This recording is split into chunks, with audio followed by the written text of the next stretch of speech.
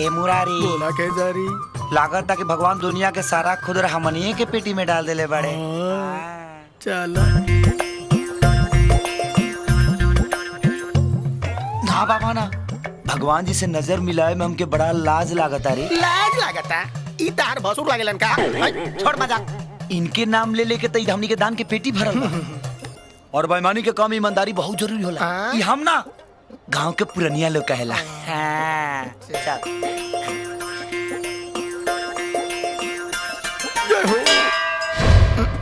चला कर दान।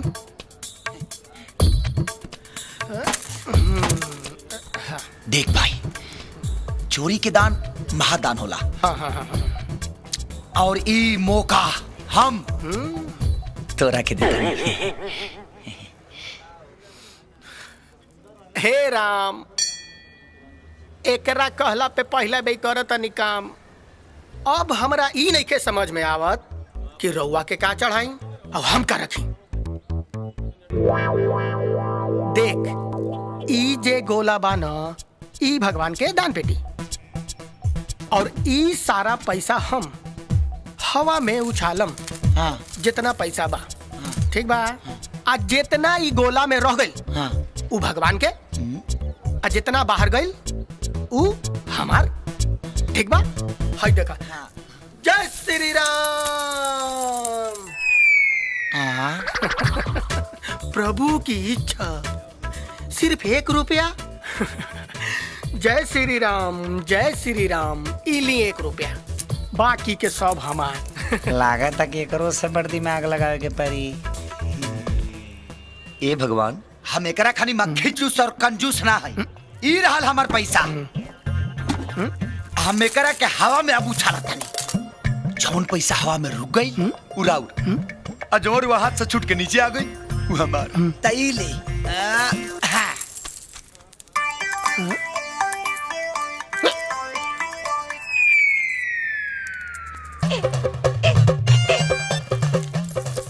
भगवान के पैसा के का जरूरत बावे। ई त खुदे दानी हुए। रहुआ पैसा के का कम बा? ना शॉपिंग करे के बा, ना कपड़ा लत्ता खरीदे के बा। हमनी के चोर चुहार आदमी के पैसा लेके भगवान का करी।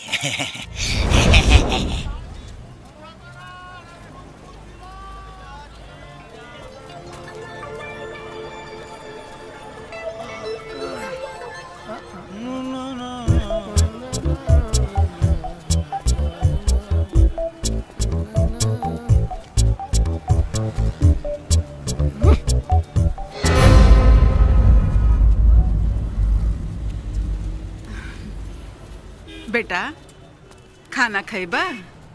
ला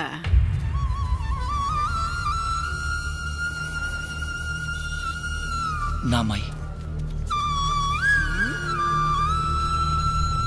कहाँ जाएगा बरुआ के? सीतामढ़ी में शुगर जाए के बा। दी हम सामान छोड़ दे। अरे नहीं बेटा, जाएगा। दी ना। अच्छा ठीक बा।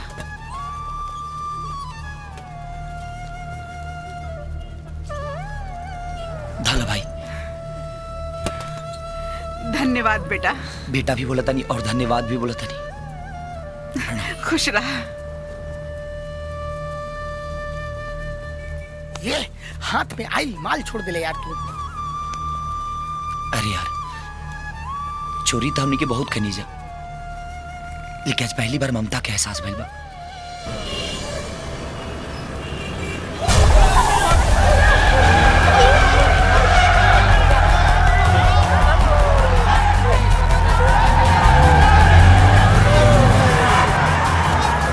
अरे का बात बा? कैसन भक्ता? सुनामी आ रहा है, सुनामी। आनरवाड़ी कार है।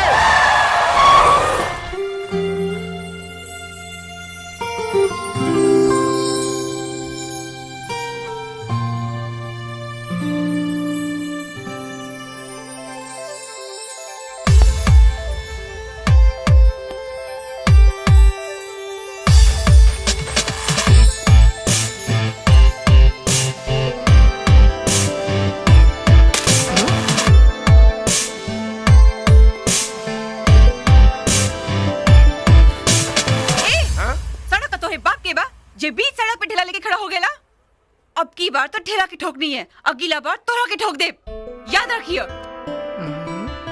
अरे वाह, लड़की होई के लड़का का तेवर। हाँ? का कहले? तेवर? तो सुन, अब उ जमाना गई जब औरत मर्दन की जूती होत रहे। हाँ बिल्कुल एकदम सही। राजनीति हो या खेल के मैदान, हर जगह लड़किन जात अपन तेवर दिखारल पिया। हाँ। और का तेवर दिखावल सिर्फ मर्दन के काम बा और जुल्म सितम सहल औरतन के? ना बिल्कुल ना। हाँ एकदम राइट। सुन लो, ई दुनिया में ऐसा कोनो काम नहीं के जबन सिर्फ मर्द कर सकेला और औरत ना कर सकेले। क्षमा चाहता नहीं सुनामी देवी, बीच में बोले खाती। जवन का मर्द कर सकेला वो औरत कैसे कर सकेले? ए झूठो टाइम वेस्ट ना कर, चल अपन रास्ता ना। हाँ, अगर सामने विरोधी पार्टी अच्छा होके, तगड़ा होके, तो अपोजिशन पार्टी के तो भागा ही के पड़ेला ना। ए मैदान छोड़ के भागे वाली लड़की ना है हम। तो यहाँ जब मैदान में अभी ये पता चल जाये कि जवन काम हम कर सकीले वो तू कर सकेलू कि ना? हमरा मंजूर बा। अच्छा।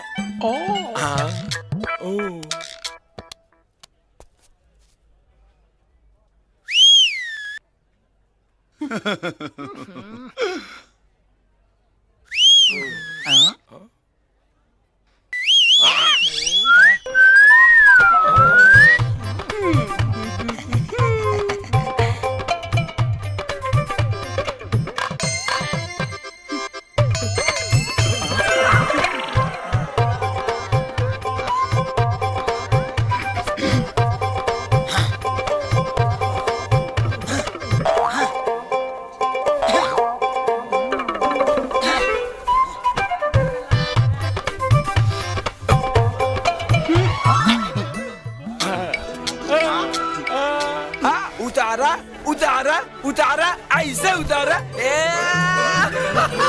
ऐसे उतारा। चल हट, जाहिल गवार कहीं के। हम जाहिल ना होई। आई एम सातवा पास, फर्स्ट डिवीजन। या मैट्रिक पास भी नहीं खे, हट।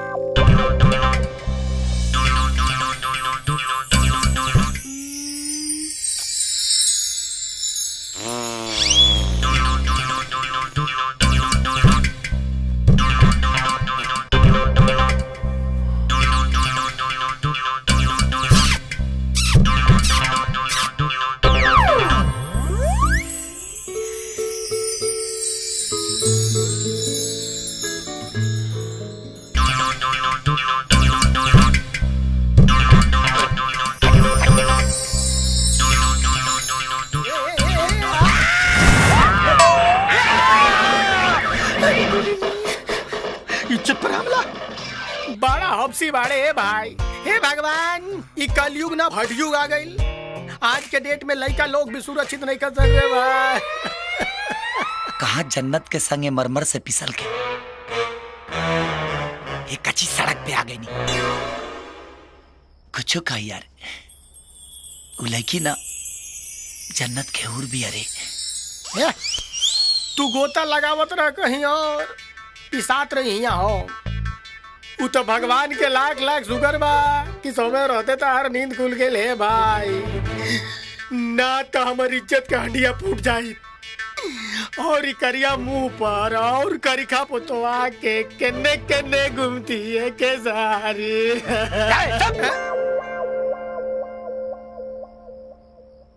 कुछ कहा यार, वो कजरारी आंख वाली के जब से दिखले बनी ना, हमार दिल धुकुर धुकुर पुकुर पुकुर करता। मन तक करता कि अपना दिल के बात जाके ओकरा से आज ही बोलती।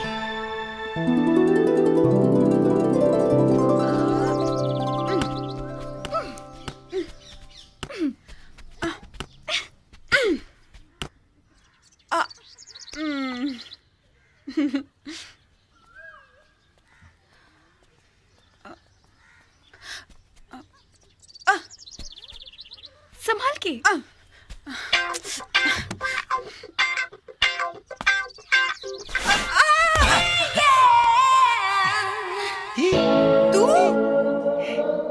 के छोड़ो हमरा के।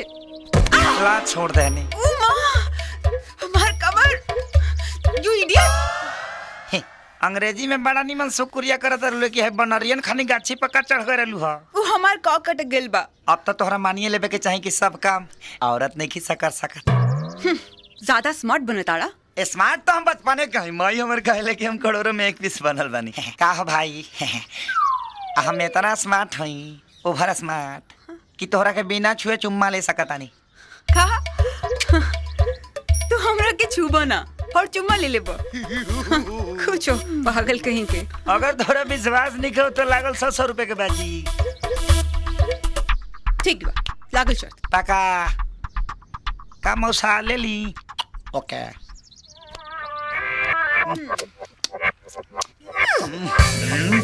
कंट्रोल कंट्रोल सटल दे।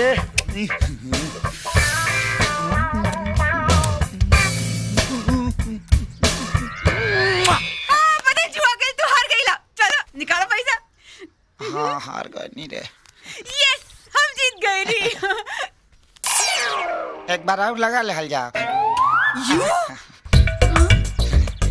एगो चुम्मा मिल गइल बा। ये तो सचमुच बहुत स्मार्ट निकलल। 100 रुपए में तार चुम्मा ले लिया काजल। काजल वे ना जौनाक के रौनक बढ़ा देले। हाय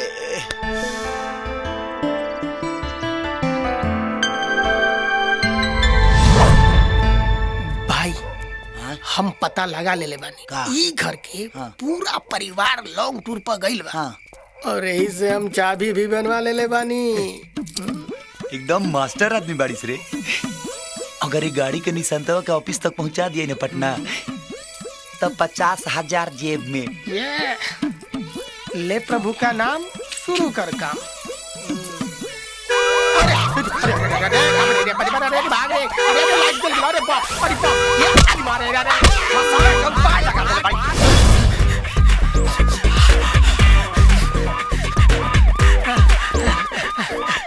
इनको से ज्यादा दौड़ गनी सा, लेकिन अभी तक ले सायरन बंद नहीं उतरे दादा। ए भाई कहीं मुझे घड़िया तो पीछा नहीं के करो।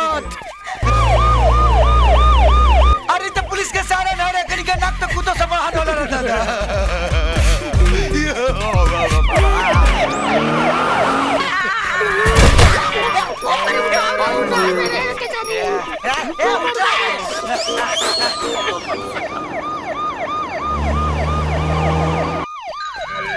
अरे बाप रे बाप, ये आदमी का गोबर हकार जाता बाप का बाप रे।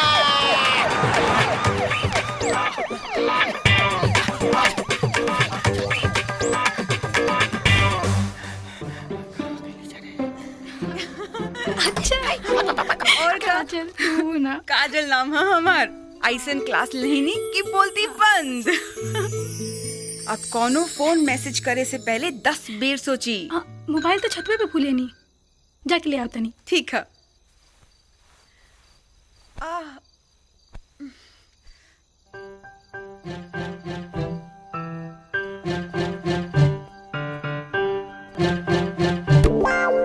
आ गई लो नेहा।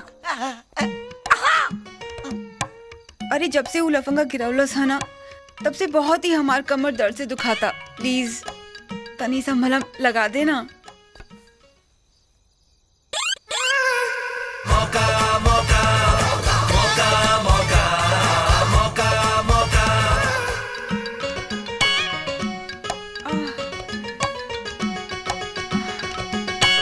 तो हर बजर निहन हाथ काहे लागत रे नेहा? वो छाता देहिया चला जाई।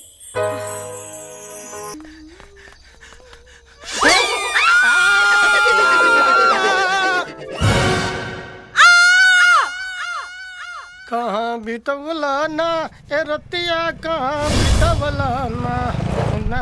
अरे ये दुर्जन सी का करे आ गेल। जी प्रणाम गुरुजी। प्रणाम प्रणाम, खुश रहा। तोहरा खातिर एगो नया काम है। का बताई? शिव जी के मंदिर से एगो प्राचीन मूर्ति चुरावे के बा। काम हो गईल तब 50,000 रुपया मिली। और अगर काम ना भइल त तू जानत हम के हई। जी उस्ताद, पता एड्रेस कुछ? यहाँ से 150 किलोमीटर दूर सीतामढ़ी के शिवगढ़ गांव में एगो शिव मंदिर है। प्रणाम भगवान जी। रौरे कृपा से आज तक ले बहुत चोरी चकारी करनी जा, और रौरे दया दृष्टि से आज रौर किडनेपो करे आ गइल बनी जा। दोसर कोनो काम धंधा रही तो ये आज गाज रउआ पर ना गिरी। एकरा अलावा जिंदगी में कोनो मकसदो तो नहीं खेदेले रउआ। चली तीर्थ यात्रा पा, सौदा हो गइल बा बाबा। बहुत वजनदार बड़े।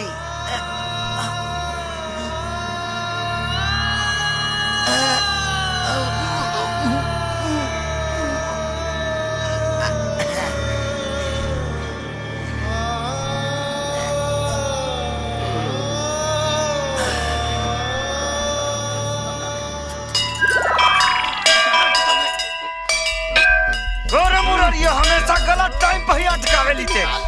जल्दी निकाल निकाल निकाल, अरे निकाल दे। अरे भाग, चल।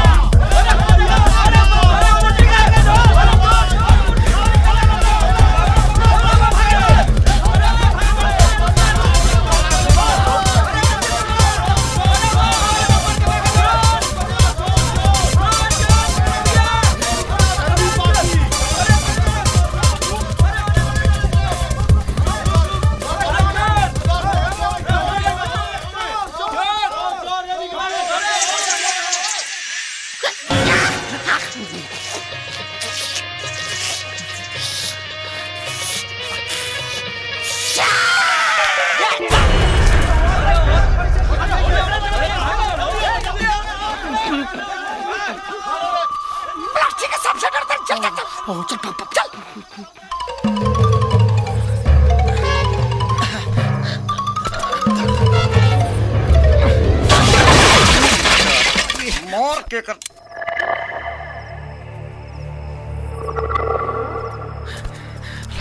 चल चल चल चल।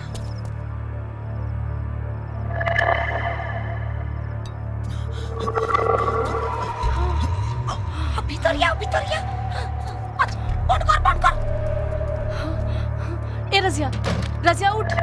चोर घुसाइल बाड़े से। चोर? काकी जल्दी आवा, चोर घुसाइल बा। चोर घुसाइल बाड़े से। जल्दी आवा। काकी चोर घुसाइल बाड़े से। चोर चोर? हम चोर रहा सर। अरे बेटा तू यही जा।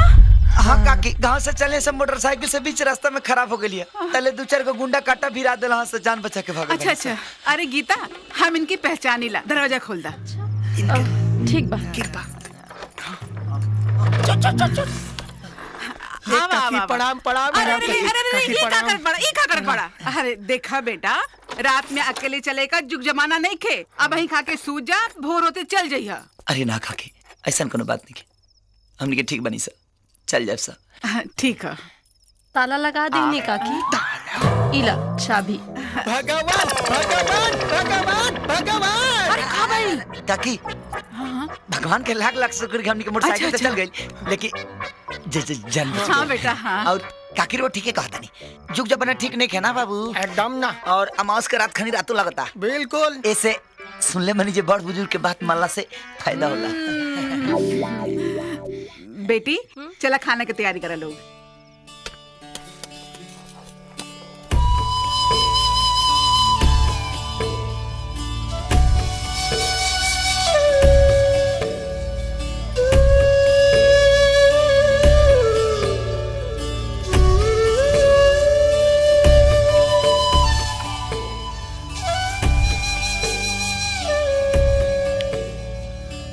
काकी, इतना स्वादिष्ट अचार हम जिंदगी में पहली बार खैले बनी। चला मुन्ना, रिंकी जाके चाचा का गोड़ दबा। अरे ना काकी, रह दी, लड़का बहुत मेहनत के लिए बना सा। अरे नाही बेटा, दबा लेवे दा। तू दोनों दिन भर भागा दौड़ी करके थाक गए होगबा। जा बेटा दबावा।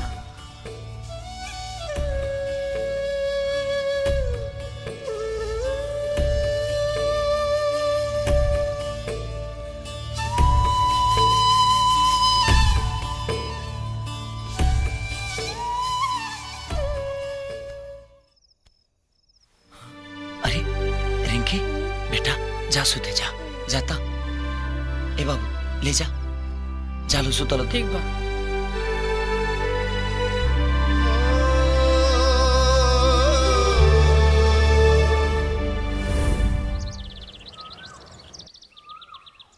अरे बबुआ उठा।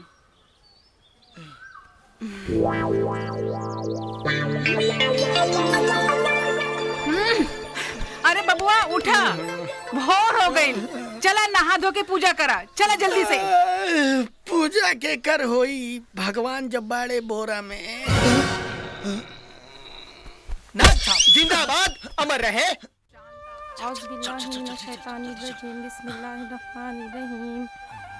अल्लाहु ला इलाहा इल्ला हुवल क़य्यूम ला ताख़ुज़ुहु सिन्नतुन व ला नौम लहु मा फ़िस समावाति वंदे विष्णु भयहरणं सकलोकैकनाथं सर्वलोकैकनाथं। बबुआ प्रसाद बेटी बाहर सबके बांट दिया। जी। का बात बा बेटा, बड़ा परेशान दिखात बड़ा, कोनो बात हो गई? ना काकी ऐसा कोनो बात नहीं के। कहो कहो ऐसा न होला कि कुछ काम होते होते अटक जाए। देखा बेटा, कोनो परेशानी आवे तो भगवान के चरण में माथा टेक देवे के चाहिए, हर मुश्किल आसान हो जाला। का भगवान माफ करब, रौरे गेम बजावे खातिर रौरे से आशीर्वाद लेते नहीं सर। का भइल बेटी, काहे शोर होता? नहीं को जानत काकी, काले रात शिवगढ़ के मंदिर से शिवजी की मूर्ति चोरी हो गई। का? बतावा काकी, वो चोरन के तनिको कलेजा ना कापल मूर्ति चुरावा। एक से एक पापी बाड़सनी दुनिया में। हाँ बेटी, घोर कलयुग आ गइल बा। जब भगवाने चोरी हो जाता तो चोरन से के रक्षा करी? हाँ। हे भगवान, चला बेटी।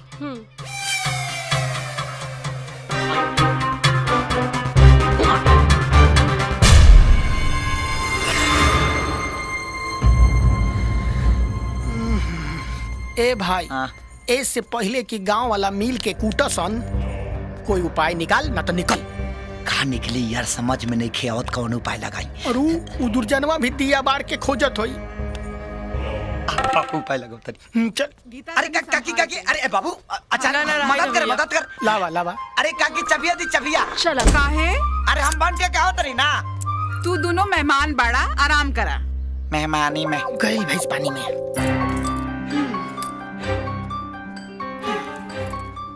काकी यहाँ कितना अच्छा लगता ना। बहुत बहुत यहाँ माने बहुत सकून मिला था। हर पट से एकदम दूर लागत ऐसा है कि दुनिया की सारा खजाना ममता के आंचल में ही लुका है। अरे बेटा। काकी अच्छा काकी, एक बात पूछी। और दिन रहुआ दूधू को बक्सा लेके पटना का करके रहनी? हाँ। पटना? बेटा तू पूछत रहला ना कि हम पटना काहे गेल रहली। ई देखा, ई समाचार बना के यही के बेच के हम बच्चन के गुजारा करीले।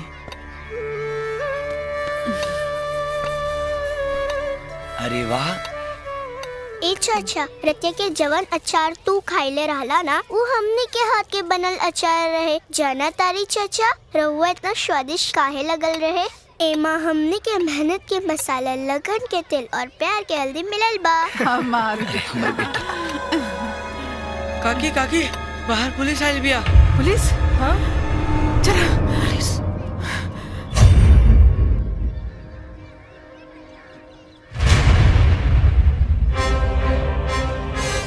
का बात बा? रे बुढ़िया, तू आपन व्यवस्था जल्दी से जल्दी कहीं और कर ले। काहे? माता जी, ई जिला न्यायालय के नोटिस है।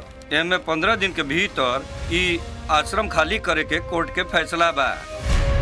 पैसा से खरीदल फैसला डरा सकेला मगर हरा ना सकेला। हम ई फैसला के हाई कोर्ट में चुनौती देब। चुनौती? वाह बूढ़ी वाह, बहुत बोलना सीख गई बाड़ी रे। सुन बूढ़ी, अभी तो समझा के जा रहल बानी, अगला बेर आइब न तब पूरा सामान के साथ साथ तहरो उठवा के बाहर फेंकवा दे, बुझाइल? चला।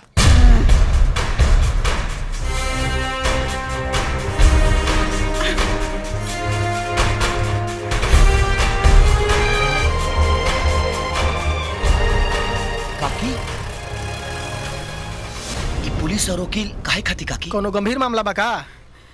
तू हमार दिल के दर्द जान के का करबे बेटा? काकी बेटा भी बोला तारू और दिल के दर्द भी छुपाओ तारू। बताओ काकी, हो सकेला कि हमनी के तोहार कोनो मदद कर सकी जा? बेटा बन के इतना जिद करत बाड़ा त सुना, अब ही दल बल के साथ जितना आदमी के दिखले रहला उ ठाकुर वीरेंद्र सिंह के आदमी रहन। ठाकुर वीरेंद्र सिंह ई के ह? ठाकुर वीरेंद्र सिंह अपन गांव के प्रधान हैं। इला पैसा और अपन बेटी के शादी धूमधाम से करिया, और पैसा की जरूरत पड़े तो हमसे आके मांग लिया। सबके सामने महादानी दिखे वाला ठाकुर वीरेंद्र सिंह के एगो ना हजारों गिनौना रूप है। ना करबे साइन जीजा ये ऐसे ना मानी हो। रुक, तोहर हाथ टूट जाई तब मनबे, अभी बताओ।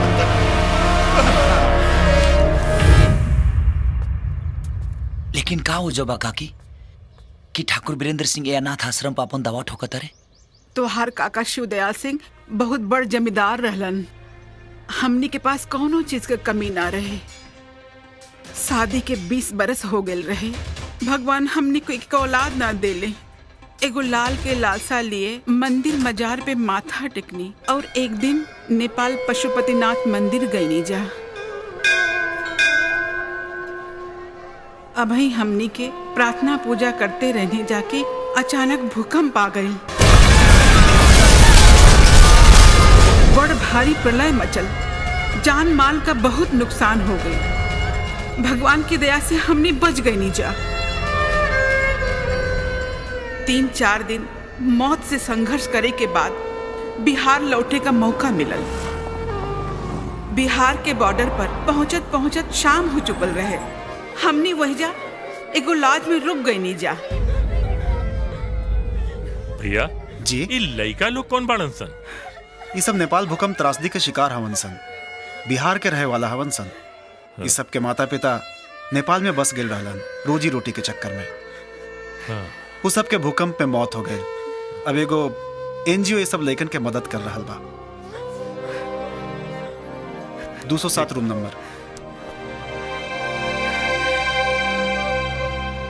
चला।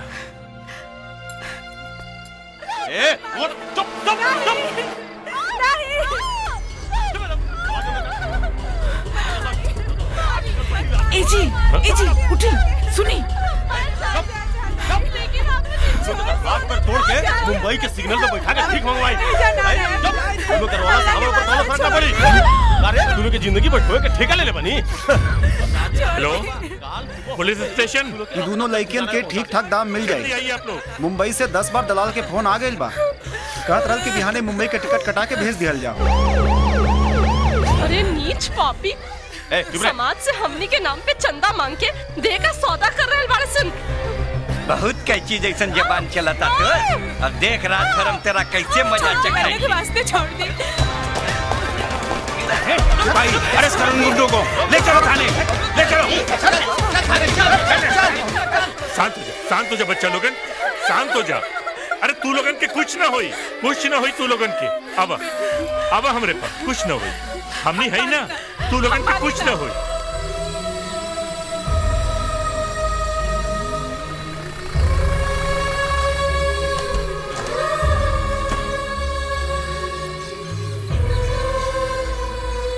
अब बच्चा लोग अब देखा, आज से यह तू लोगन का आपन घर बा। देखन कहा हमनी के एगो बच्चा खातिर तरसत रहनी जा, और आज हमनी के बच्चन का पूरा फुलवारी मिल गई। हाँ, भगवान की महिमा अपरंपार बाजी।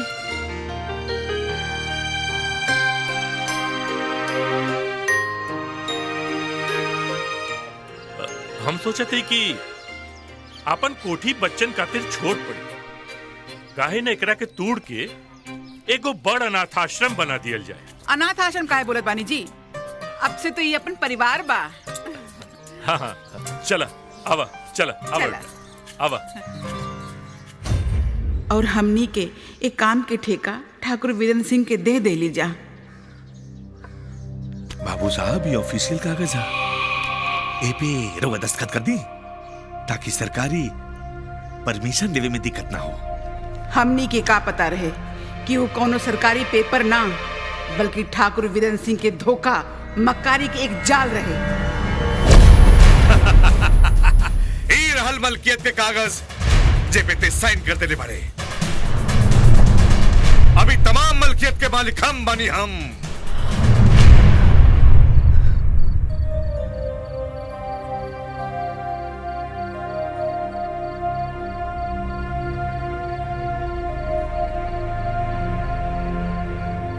ठाकुर वीरेंद्र सिंह के गद्दारी के सदमा वो बर्दाश्त न कर पौले और हमरा छोड़ के चल गए।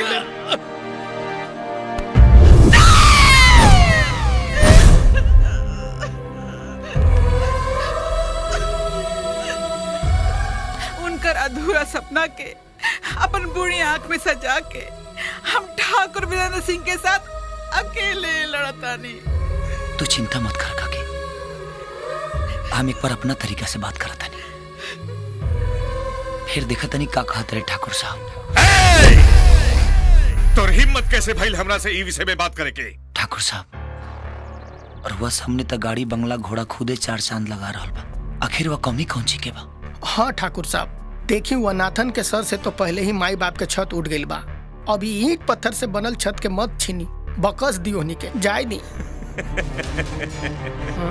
जीजा जी आदेश करी तो हम इन दोनों के गोली मार देता नहीं। बहुत दिन से हमार बंदूक से धुआं नहीं खे निकला।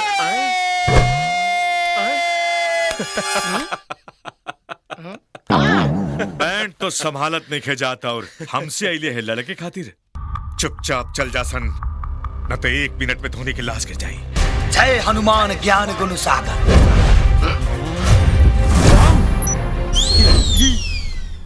मारा गोली बंद हो गई बोली।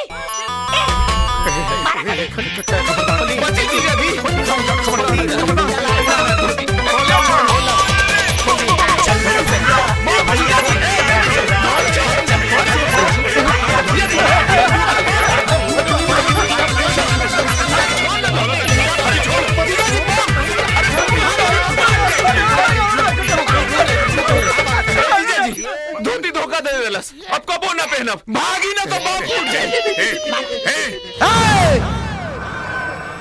याद रखिए, इतना खाली बम है, लेकिन हम परमाणु बम है। और धोखाधड़ी के पेपर पर वो अनाथ आश्रम के हथियावी के सपना देखल छोड़ दो, ना तो जौना दिन हमार हट गई समझ ले कि तोर फट गई।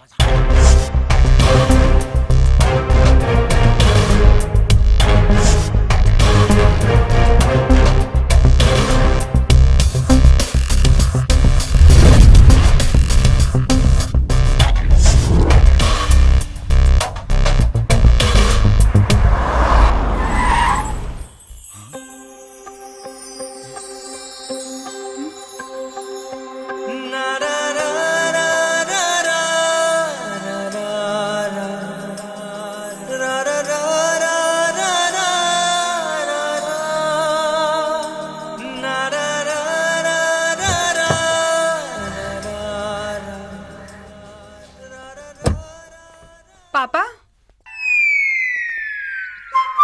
पापा भाई फूट गई बम। जेकरा से काजल के हाथ मांगे के रहे ओकरे से 2 हाथ हो गई गोइल भाई पानी में। पापा ई दोनों यहाँ का करे आयल रहले? तू ई दोनों को जाने लुका? छी लुच्चा लफंगा हवे सन। बाकी बोली ना यहाँ का करे आयल रहले सन? धमकी देत रहे कि अनाथाश्रम के जमीन खाली कर दा। तो काहे ना पुलिस से पकड़वा दिला ह? तू जा आराम करा। ऐसन बिगड़ल सांड के हाथ तोड़े के तरकीब हम अच्छी तरह जाने ली।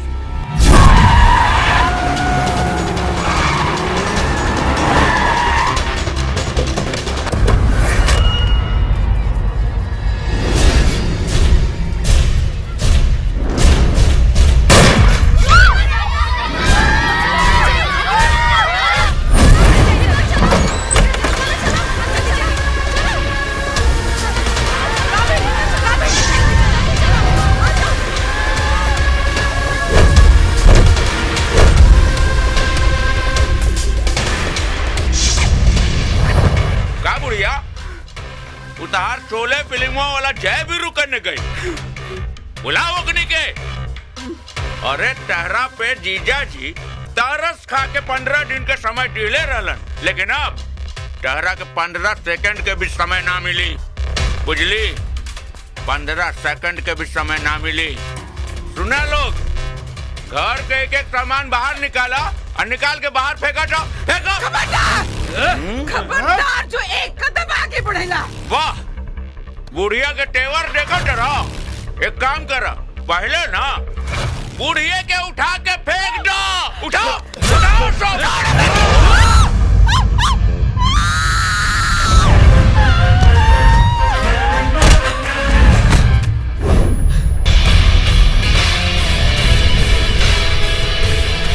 अभी तक लेते खेसारी के लटका और झटका देख ले रहे।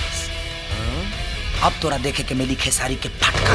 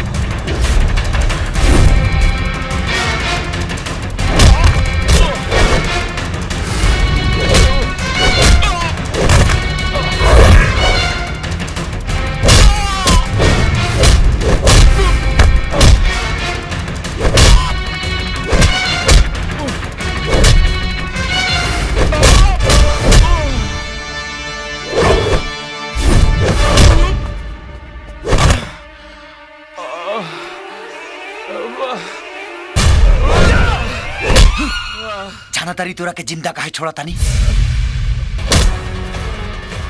काहे से कि मुर्दा का वो बोले लाना। और सुन, जाके अपने जीजा जी से कह दिए कि अब सबकर हड्डी टूटी बारी बारी।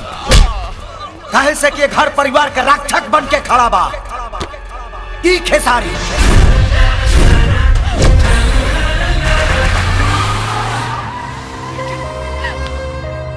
ना काकी,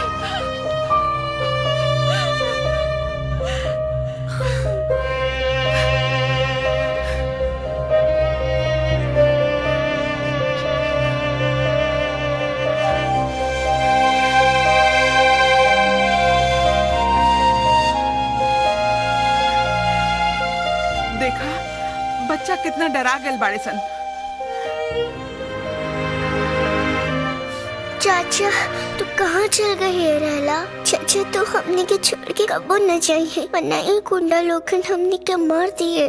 हाँ चाचा, अगर आज रउआ ना रहती तो हमने के वो गुंडन से के रक्षा करत। हाँ चाचा। बेटा काकी कहली ना कि कोनो भी मुसीबत आवे तब भगवान के आगे माथा टेक देवे के चाहे, सब मुसीबत दूर हो जाला। हाँ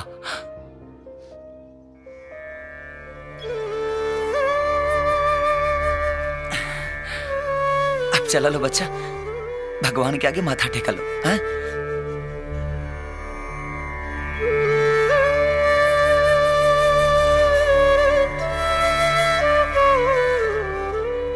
अरे बेटा, हम भगवान के आगे माथा टेकेगे कहानी, अपने आप के आगे ना।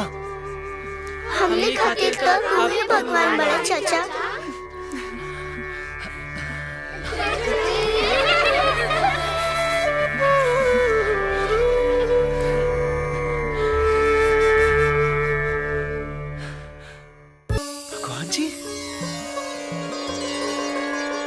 सुना भैया सुना।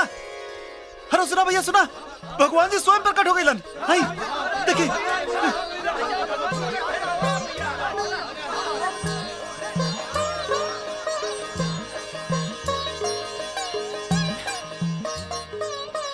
धन्य बा प्रभु, अब जिंदगी जिए के मकसद दे देनी, एक चोर के चौकीदार बना के। मम्मी कैसे लगे तानी? बड़ा सुंदर लगे तारी। हेलो। हाँ प्रणाम प्रणाम। रामू संभाल ना जय बाबू, आज तो हमने काजल के सहेली नेहा के भाई की शादी में जाता नहीं, यही से ना मिल सकल। परसों आ जाए। ठीक बा।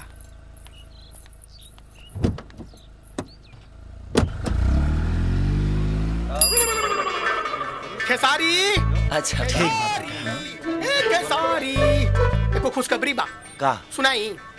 पक्का बोल ना। अरे सुनाई तो दिल गार्डन गार्डन हो जाई। हिलाओ के गिराइबे कर हमरा सुन, के। काजल बिया न एगो बारात में जाती है। उ गांव के उ घर के पता भी मिल गेल बा। जैसे ही बारात निकली हमनी के दोनों कोई डोमकच में एंट्री एंट्री एंट्री। डोमकच में?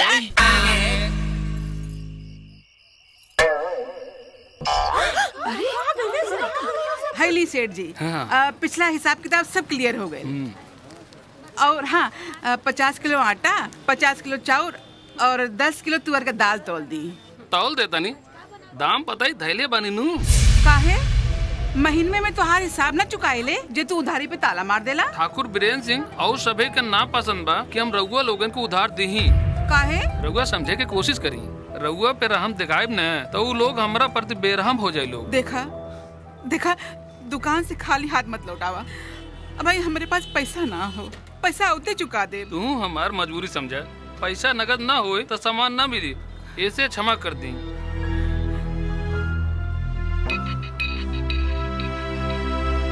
बहुत ही भूख लागल बा।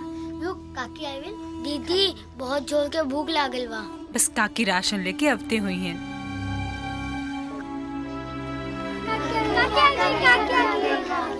कल रात में मजा आ यार।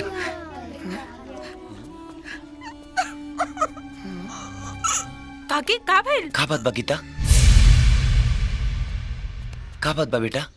चाचा उधारी बंद, दुकान वाला राशन ना देलस।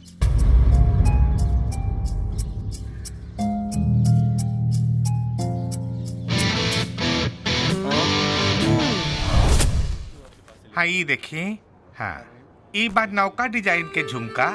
रउआ दाम बोली सेठ जी बस। 20,000 रुपया। ये इटालियन ब्रांड बा, एकर दाम 40,000 रुपया है। सेठ जी हम एकर फोटो खींच के नवाब साहब के भेज देतानी और उनका बुला भी लेतानी ताकि हम ई गहना खरीद ली। हाँ हाँ काहे ना।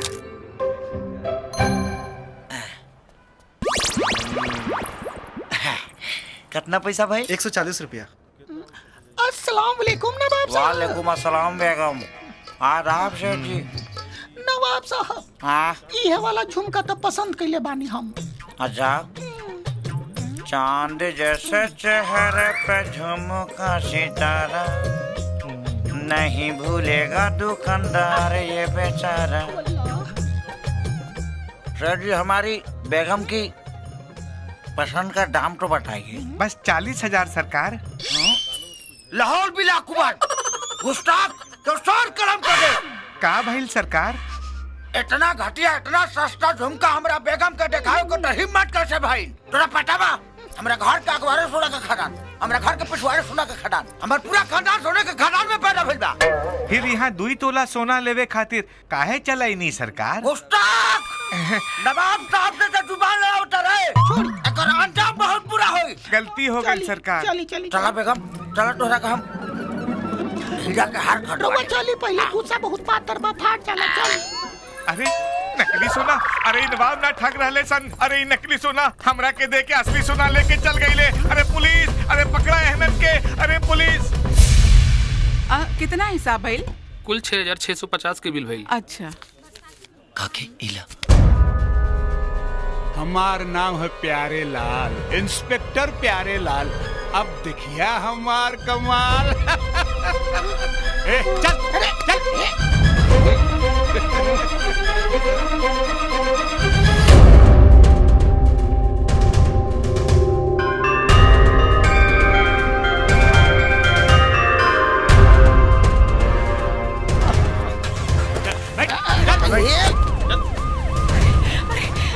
बहुत बहुत धन्यवाद बिटिया। इमे धन्यवाद की कौन बात बा। ई त हर नागरिक के फर्ज होला कि ऊ ऐसन चोर उचक्कन के पकड़वावे में पुलिस की मदद करे, समाज की मदद करे। वाह, का धंधा करत बड़े सन। एक बार के झपटल माल, महीना भर की छुट्टी। लुच्चा लफंगा कामचोर आजकल ये बिजनेस करताड़े सन। बेटी, जकरा के तू लुच्चा लफंगा कह रहल बाड़ू ना, वो हमरा आँख में देवता बा। देवता? इन्हन की असलियत देख के तो पैर तले जमीन खिसक जाई। तो चला हमरे साथे, आज तोरे आँख से भरम का पर्दा हटा के रब और उन सब का हकीकत का हो दिखा के रब। चला हमरे साथे, चला। देखा देखा इन लइकन के, ई देखा भूख प्यास से बेहाल पड़ल ई लइकन के। देखा वो देखा, 2 दिन से इनकर पेट में एक को रोटी तक ना गयल है। अब कौन उपाय बा? काई लड़कन भूख से मर जाए बताई? अरे वो बच्चन अपन पेट भरे खातिर चोरी नहीं की केलन। ये मासूम अनाथ बच्चन का दुख दर्द उनकरा से देखल नहीं खे गइल। काकी, हालत कोनो भी होके चोरी चोरी होला। पकड़वा के हम कोनो गुनाह नहीं की केले, हम अपन फर्ज निभावले बानी। फिर तो तोहार फर्ज अधूरा बा। पकड़ावे के हो तो जाके अपने बाप के पकड़ावा, जो धोखा से नकली दस्तावेज के बल पे हमारी कोठी हट पे जाता हो।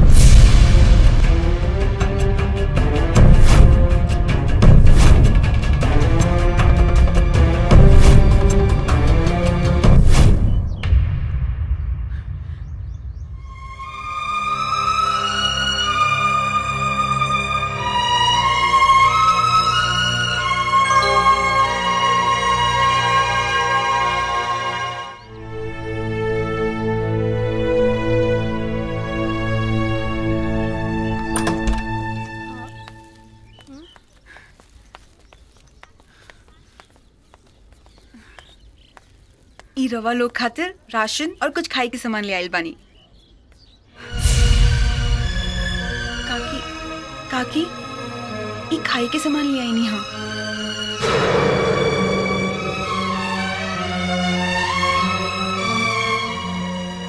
दीदी कुछ खाए के दे देना, बड़ भूख लागल बा। अरे ई रहल गर्मा गर्म समोसा, ई खाई। लो बाबू।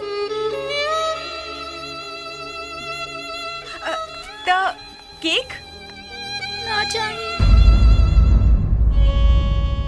अच्छा तो चॉकलेट खा। अरे बच्चा लोग के तो चॉकलेट पसंद होला ना? ना चाहिए। अच्छा ई लो नमकीन, वेफर्स। ना चाहिए। चॉकलेट ना, वेफर्स ना, समोसा ना, तो का चाहिए? हमने के अपन केसारी चाचा चाहिए।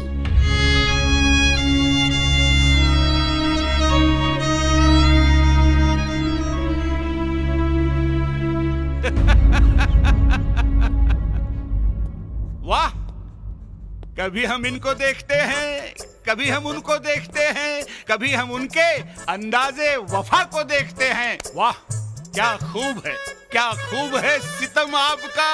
अरे जख्म भी आपका है और मरहम भी आपका। इतना अच्छा शेर बोला है, वाह वाह तो बोलो। अरे लॉकअप का दरवाजा तो खोलो।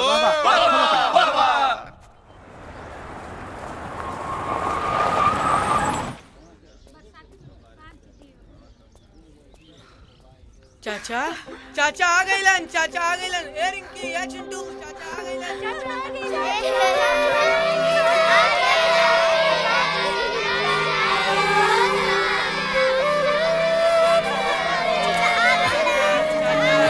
चाचा तू कहाँ चल गई बा? हम कब से परेशान बानी। चाचा हमें को छोड़ कर मत जाइए। मत जाइए, कहीं मत जाइए। बेटा अब कबो ना जा छोड़ के, कबो ना। बच्चा लोग अब तो तोहनी के साथ चाचा आ गइलन। अब तो खाना खा लो लोग। हाँ बच्चा लोग, चला अंदर खाना खा ला। चलो। मैं तो समझी थी चोर, लफंगा और नालायक है तू। आज एहसास हुआ कि भगवान के बात पूछने के लायक है तू।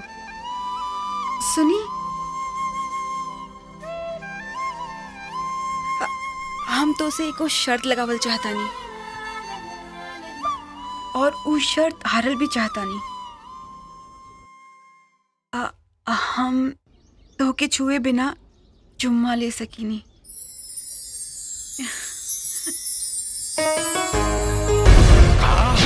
ये सब राउर प्यार और दुलार के नतीजा बाजी जी।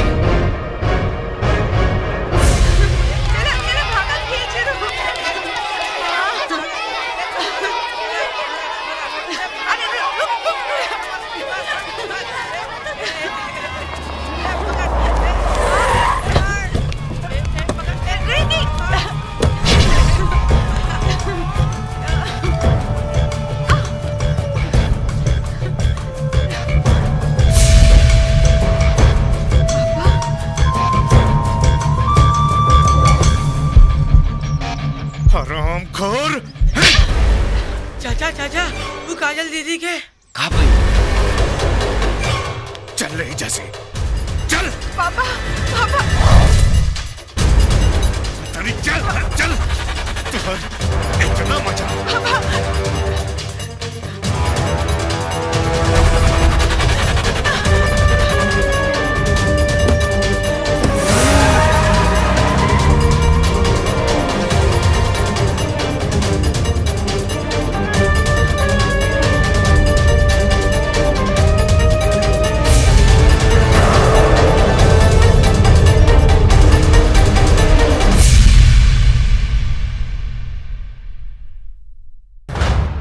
ठाकुर वीरेंद्र सिंह।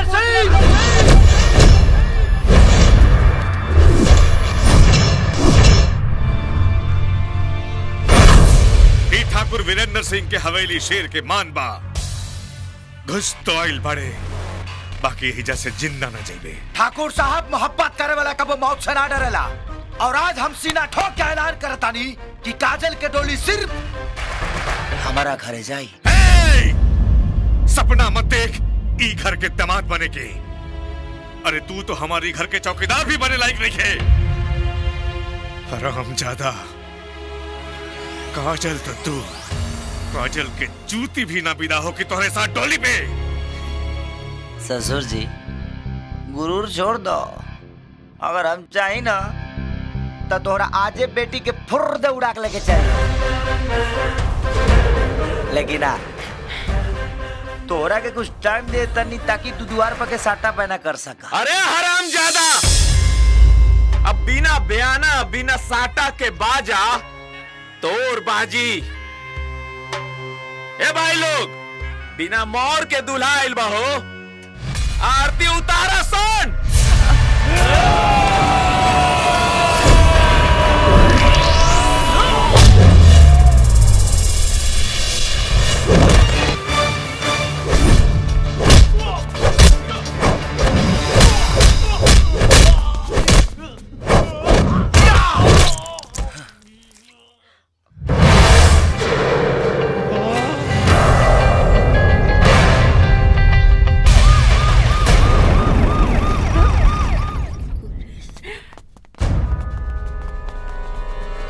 पकड़ ली दरोगा जी चोर के। दिन दहाड़े दीवार फांद के आ गइल बा और दंगा करत बा। अच्छा, चिंता न करी ठाकुर साहब, ऐसन लगाई धारा कि लफड़ा ना करी दोबारा। अरेस्ट करे करके गिरफ्तार करा, आवा ले चला।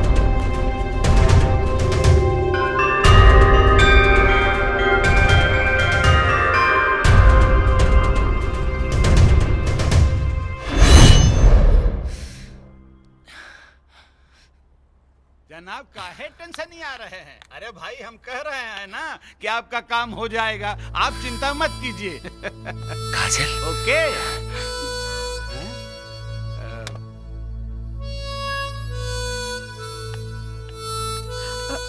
दरोगा जी इनकी छोड़ दी। अरे इन पे दर्ज हो गई बा FIR। ई बेर कोर्ट ही लगाई बेड़ा पर। दरोगा जी फिर हमरा के भी हवालात में डाल दी। मुहतरमा, पहले इनके जैसा कोई कमाल तो करो। अरे अपने जुर्म का इकबाल तो करो। मतलब बिना कोनो जुर्म के रउआ हमरा के हवालात में ना डाले। नो नो नेवर नेवर नेवर नेवर। Oh very clever. लीन कर लेनी जुर्म के इकबाल। सिपाही जी, जुर्म ये है कि पुलिस को दिया है मार, डाली हवालात में ही लड़की के और दर्ज करी FIR।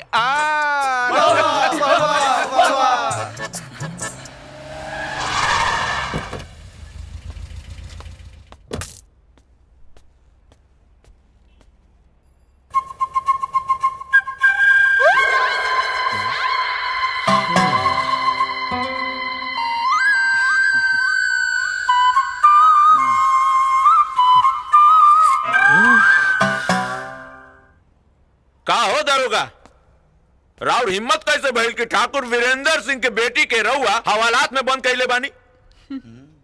बाहर निकाला ओकरा के। ए बाबू, दर्ज हो गई इन पे FIR। अब तो कोर्ट के आदेश के बाद ही खुली लॉकअप के द्वार। ऐसा ना प्यार किया होगा किसी ने जमाने में। वाह वाह। मोहब्बत का खेल होगा आज इस कैद खाने में। वाह वाह वाह वाह वाह वाह, क्या बात है, वाह। अब खेल ना होई बेटा, मौत के तांडव होई तांडव।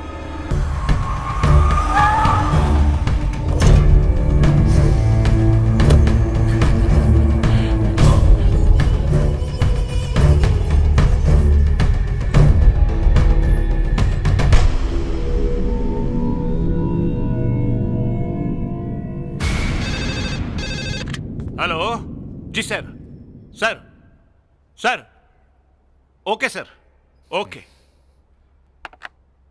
इरशाद फरमाया जनाब। ए सिपाही जी, ऊपर से SP के आदेश हो गई। अब फिलहाल लाइन हाजिर, लव लेटिस के केस हो गई। छोड़ दे लड़की के।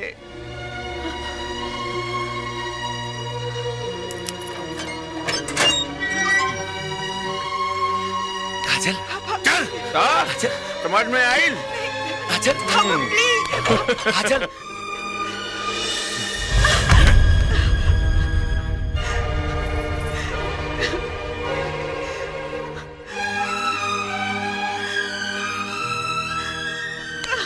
काहे के गंदा इतिहास बना रहल बड़ू हमरा खानदान के। हमरा खानदान के लेके घर के चौखट ना लंगत रही सन, और आज तो जेल जाके आ गई लो।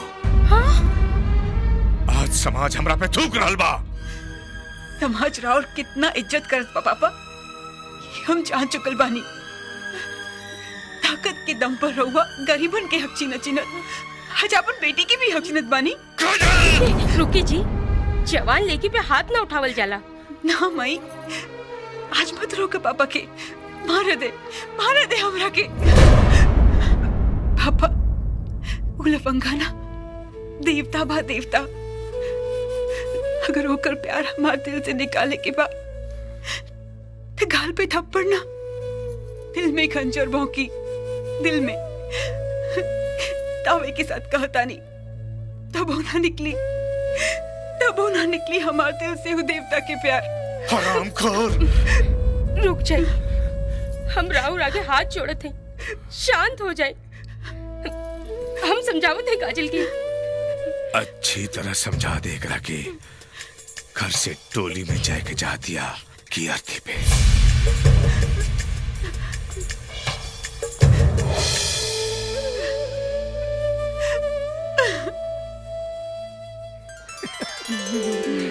काकी, हाँ भगवान के शुक्र बा कि भैया छूट गए। हाँ बेटी, दरोगा जी बड़ा नेक दिल इंसान रहलन। ऐसन गुणा गणित लगैलन, तुरंते जमानत मिल गई।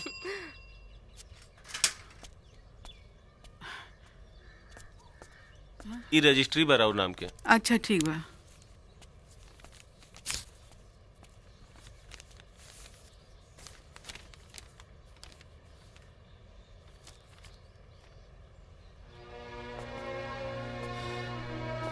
खावत बा काकी। बेटा, अपन ग्राम न्यायालय के फैसला के खिलाफ जौन हाई कोर्ट में अपील करे रनी ओकरा सुनवाई के तारीख अगले हफ्ते पड़ल बा। काकी तू चिंता मत करा, हाई कोर्ट का हमनी के सुप्रीम कोर्ट चला जाई। तू देख लिया जीत सच्चाई के ही हुई। बेटा ये बात से हमरा के बहुत हौसला मिलेला और हम यही चाहता नहीं कि ठाकुर वीरेंद्र सिंह के खिलाफ तू मात देवे की शुरुआत करा और अब की बार प्रधानी के चुनाव ओकरे खिलाफ तू लड़ा।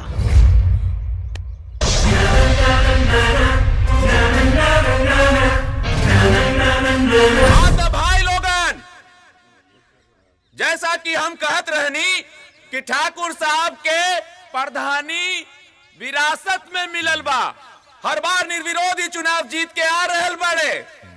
काहे ले कि इनकर खिलाफ केहू के चुनाव लड़े के न मंशा होला और न साहस। अब ऐसे ना हो कि इलेक्शन हमार बेटा लड़ी। बेटा? हाँ। कैसन बेटा? हैं? तहार बेटा कहाँ से आ गई? हाँ भाई कर बेटा।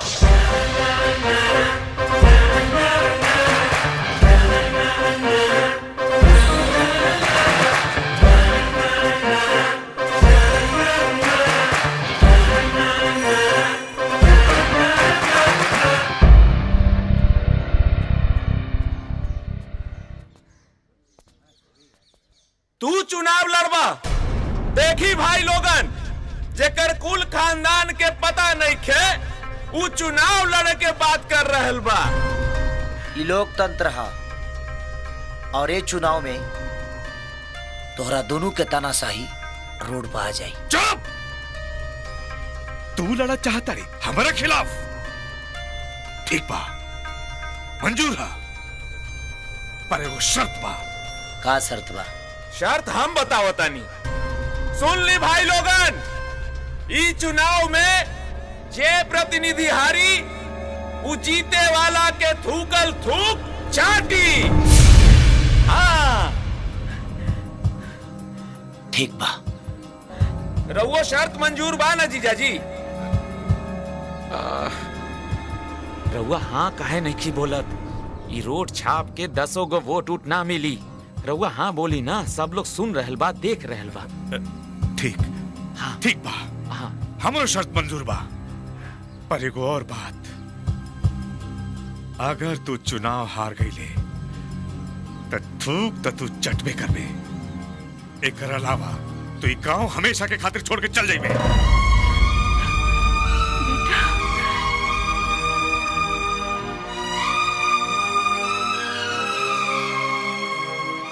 ई शर्त भी हमके मंजूर बा।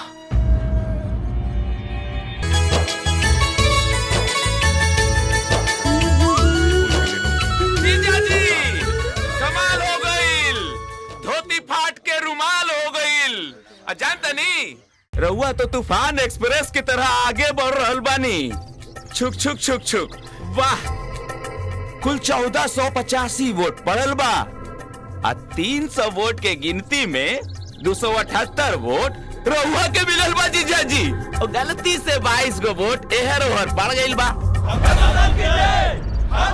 पहली पानी पी। काहे? अरे जीजाजी, जितना पानी पिएबा गला में खखार उतना ही जमा होई, और जितना खखार थुकबा चटवावे में मजा आई। पी पी।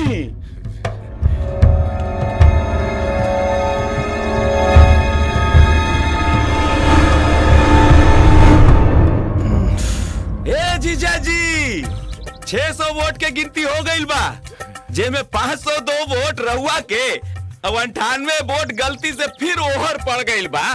रहुआ पनिया काहे नहीं पियत? चाप के पियबा तभी न खखार के थुकबा। फिर से नया खुशखबरी लेके आवत तानी।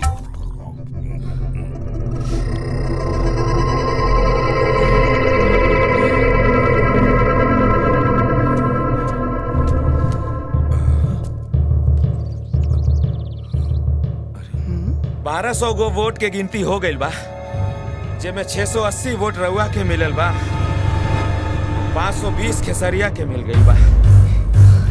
का बताई। चिंता मत करी जीजा जी, उतार चढ़ाव तो होत रहेला। अभी भी रहुआ 160 वोट से आगे बानी। तब बोला पानी पी की ना। अरे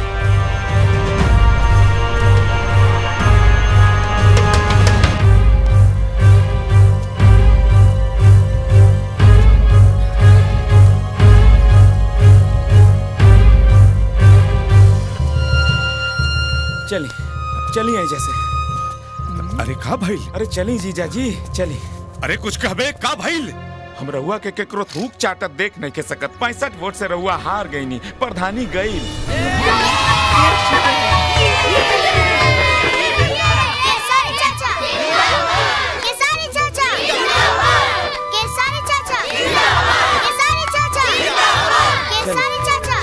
ससुर जी ला चाचा इला पानी पिया और ककार के थूकिया।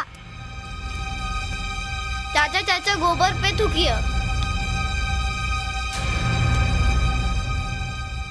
ना बच्चा लोग, हमरा संस्कार में ही नहीं है कि हम अपन थूक केहू और से चटवाई। देख लेनी ससुर जी, पता चल गई ना कि डर और भय से हासिल कल जीत के उम्र कितना छोटा होला। जाई रुआ के माफ कर दी।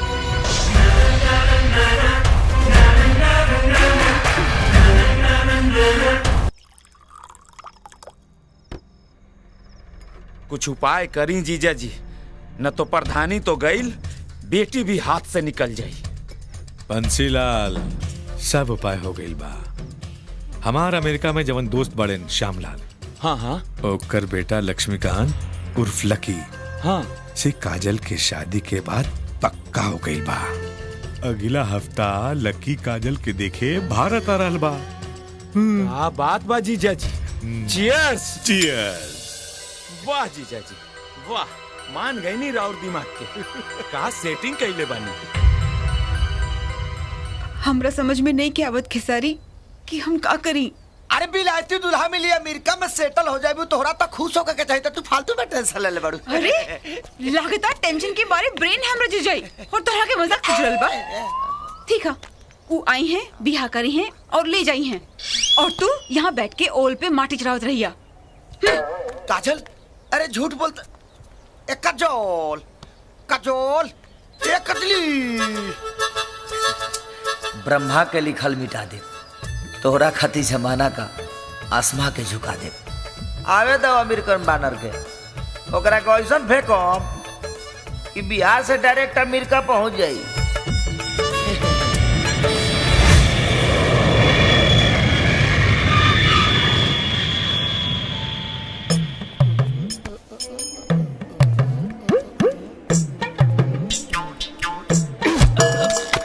अरे बैल दिखात नहीं के का अंधर जैसे धक्का मार के चल सॉरी जाता। सर, सॉरी।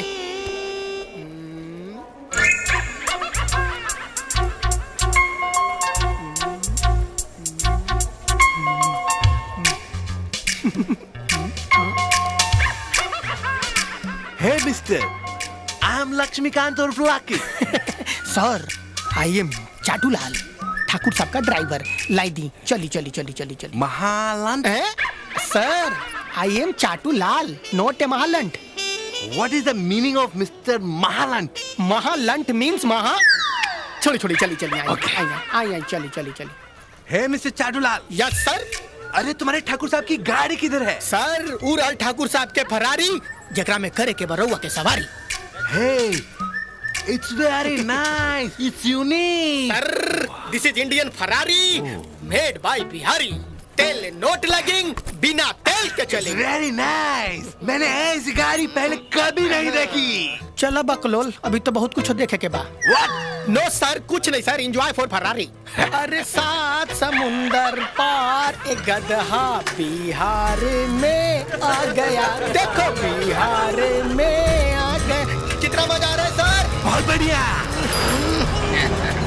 सर, साइलेंस मजा लो बिहार के। क्या भाई लोग? अभिन तक आयल ना ससुरा, पता ना कब आई। लुंगी बिछा के ए मुन्ना, जौन समझौनी तोरा के समझ में आ गई बना। हाँ सब समझ गए बानी। नारा ना नारा ना नारा ना ना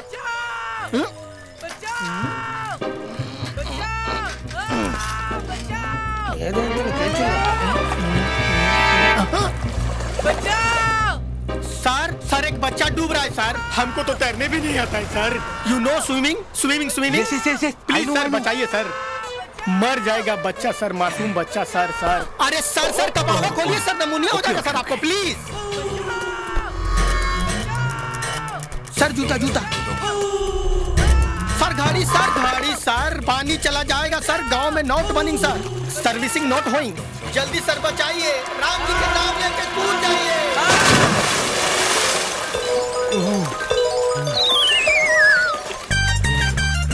ओह नो। पानी में जले मेरा गोरा बदन पानी में। Stop it! He made me fool! Oh! No water! Oh no! किधर गया? चंदूलाल सारा सामान लेके चला गया। Pant shirt coat shoes everything lost. Oh my God. कहाँ चिल्लाता रहो? अरे वो चंदूलाल हमारा सारा सामान लेके गया, सिर्फ ये अंडरवियर बाकी है। तो ऐसा लिपस्टिक पिछवाड़ा पर लगा के घूमबा तो लोग चाट के चलिए न जाई। Women help me. काजी तुम कहाँ से आए हो? यहाँ का नहीं लग रहे हो। अमेरिका से। अमेरिका से? यहाँ का करने आए हो? वो ठाकुर वीरेंद्र प्रताप की लड़की काजल से शादी करने के लिए। तुमको अमेरिका में लड़की उड़की नहीं मिली का जी, जो तुम बिहार में ब्याह करने चले आए? ओ नो, अमेरिका में लड़की है बहुत अच्छा सुंदर, लेकिन वो क्या है ना, शादी से पहले ही किसिंग सब हो जाता है। इंडिया में ओनली आफ्टर मैरिज। तुमको कैसे पता है? वही तो पता करने आया है, लड़की का घर, खानदान एंड कैरेक्टर। अच्छा, तुमको क्या लगता है कि तुमसे वो सब कुछ बता देंगे का? 10 दिन के लिए छुपा भी सकते हैं। तुमको बेवकूफ बना सकते हैं, दिखावा नाटक भी कर सकते हैं। बात में तो तुम्हारी दम है। तो हमको क्या करना चाहिए? मेरे पास एक आइडिया है।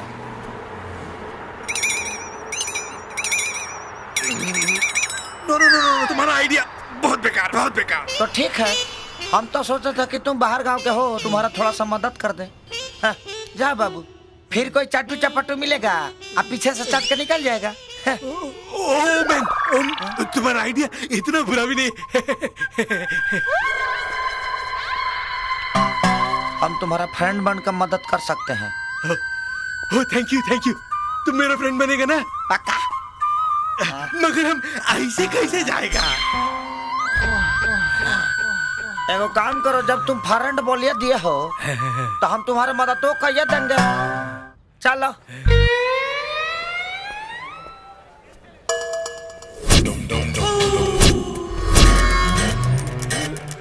ओह माय गॉड, ये मेरा शर्ट, ये मेरी टी शर्ट, ये जैकेट भी मेरा है। America thinking, Bihari making. मतलब ये अमेरिका सोचेला और बिहारी ठोकेला, बुझाई ना? चलो दुकान में। आओ भाई, आओ तो भाई। प्रणाम। का खबर? ठीक ना? तो कपड़ा दिखावेंगे क्या? तो आओ देख लो। साइज के? कैसन कपड़ा दिखाई? अरे ये तो मेरा बैग है।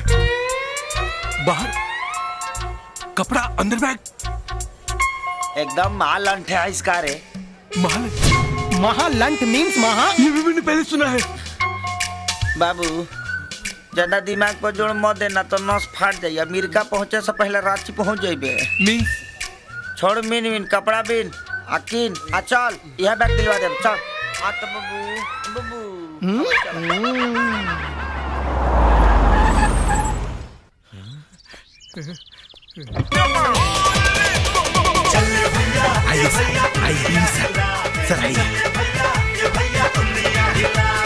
लक्ष्मी प्रसाद और फ्लाकी। अरे लकी बेटा। आई एम विकी रामू, सामान लेके आ। अच्छा मालिक। आई बाबू आई। ई है हमार धर्म पत्नी हेलो नमस्ते। और ई है हमार लाडली काजल। काजल, काजल जो आंखों की रौनक बढ़ा देती है। काजल वह ना जो नाक की रौनक बढ़ा देले।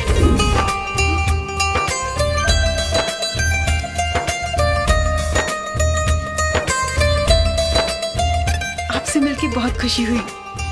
मुझे भी। जीजा जी, काजल के लकी बबुआ पसंद आ गई बा। शादी मुबारक हो जीजा जी।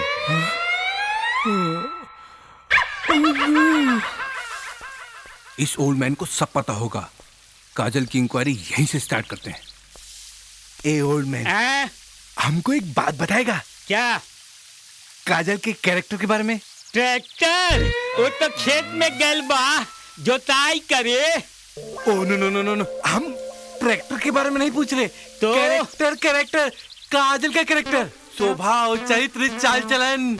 अरे हमरा कुछ नहीं के समझ में आवता हो। अच्छा अच्छा, मैं समझता है। काजल का किसी लड़के के साथ कोई लफड़ा है क्या?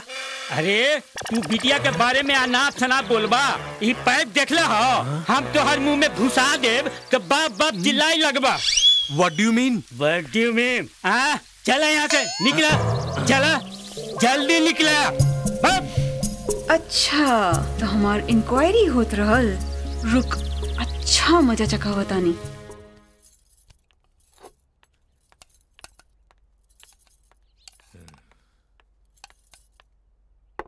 Hey, what is this? ई यहाँ के स्पेशल सूप है जौन हम स्पेशल मेहमान लोगन खातिर तैयार करेनी। Good. तो देरी किस बात की है? Serve me. Yes.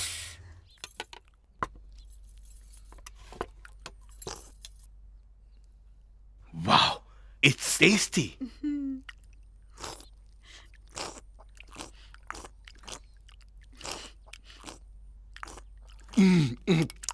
मजा आ गया।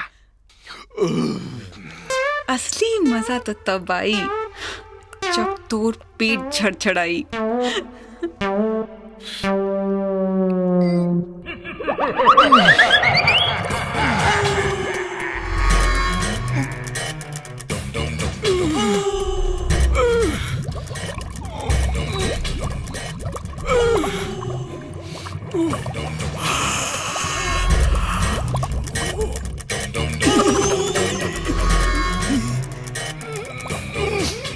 का भइल? अरे का भइल हो? ये प्यार हो गई से पापा। का भाई? लैट्रिन की तरह लैट्रिन। लैट्रिन है, देखी लैट्रिन बा। अरे रामू काका, का भाई? ये इंडियन है, मैं नहीं बैठ सकता उसमें। क्यों? इंग्लिश इंग्लिश इंग्लिश इंग्लिश करेगा? यहाँ इंग्लिश ना मिली तो कुछ जुगाड़ करो ना। का जुगाड़ कर? English toilet. हाँ, तहार जुगाड़ हो जाए। आइडिया अभी जुगाड़ करता नहीं। दुनिया बाहर में जाए, बिहारी जुगाड़ लगाए। ला तैयार हो गए। जा जा हगा। इसमें कैसे करेगा? अरे ऐसा करके बैठ जाएगा। ओके, जाओ। ओके। बख्शिश मिलिया। जब आवतनी कोनो न कोनो अंदरे घुसल रहेला। के बा? अंग्रेजवा बा। ए बाहर निकल यार जल्दी।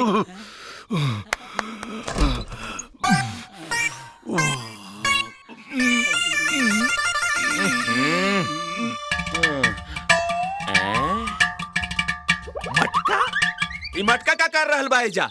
निकाल बाहर मटका के। निकाल तनी। हटाओ। अरे बाप रे। अपना भाई फिर से प्रेशर लग गया। ए, बाहर निकल। अरे क्या ठोकता यार? अरे अभी तो बैठले बानी। आधा घंटा फिरे नी। खानदानी आदत बा हमनी के। कुछ इंतजाम करो। का भाई?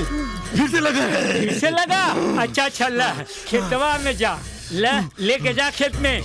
जा जल्दी जा।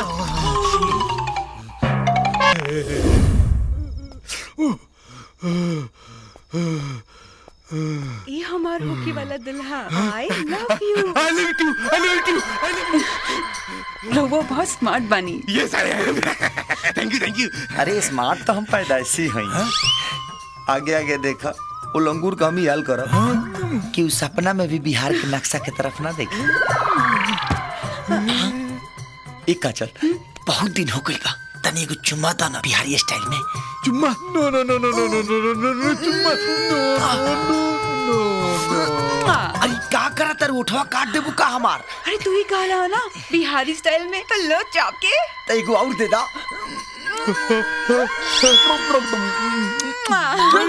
ये बिहारी स्टाइल का चुम्मा तो हमारे अमेरिकी स्टाइल को भी फेल कर देगा। चीटिंग चीटिंग, मेरे साथ धोखा हुआ, मेरे साथ धोखा हुआ। दरवाजा खोलो खोलो, सब पोल खोल दूंगा, खोलो दरवाजा खोलो, ओपन द डोर। किधर गया?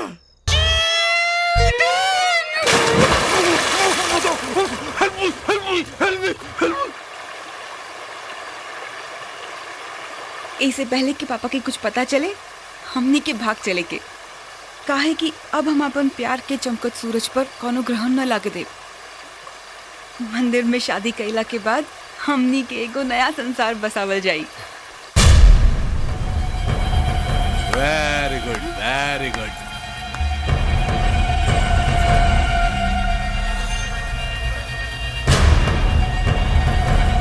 तूने मुझको बहुत फूल बनाया, मैं तुझको हाफ कर डालूंगा।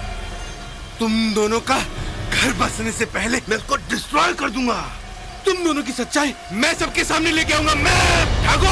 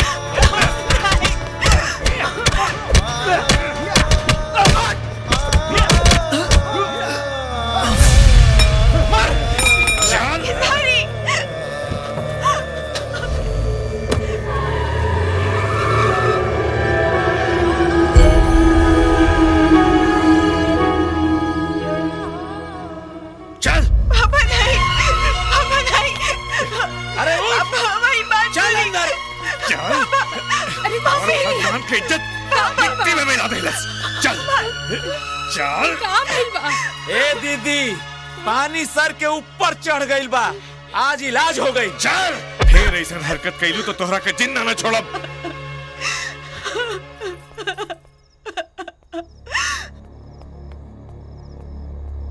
कान खोल के सुन ला, काजल के पैर ही घर से बाहर ना निकले के चाहिए, बुझलो कि ना? हमको अमेरिका वापस जाने का है। नो मैरिज प्लीज। बस एक रिक्वेस्ट, एयरपोर्ट के लिए गाड़ी किधर से मिलेगा हमको बताओ प्लीज।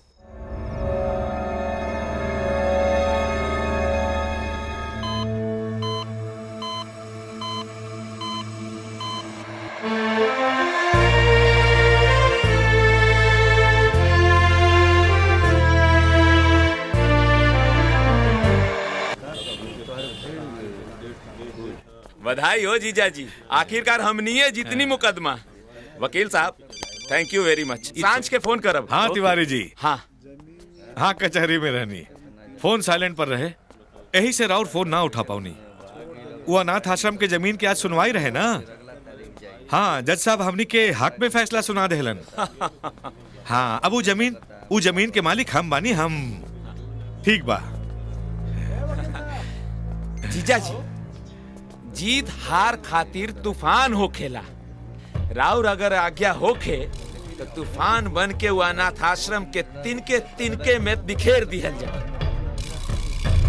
अब ऐसा नहीं है भाई, देखा चाह तू ऐसे जिन करी ठाकुर साहब, हाथ जोड़ते मत करी बेगर मत करी अपनी के हमारी गुड़िया चाहिए। ये बच्चे बीमार भी हैं। छोड़ दे एकरा के, छोड़ दे एकरा के, छोड़ दे एकरा के बुखार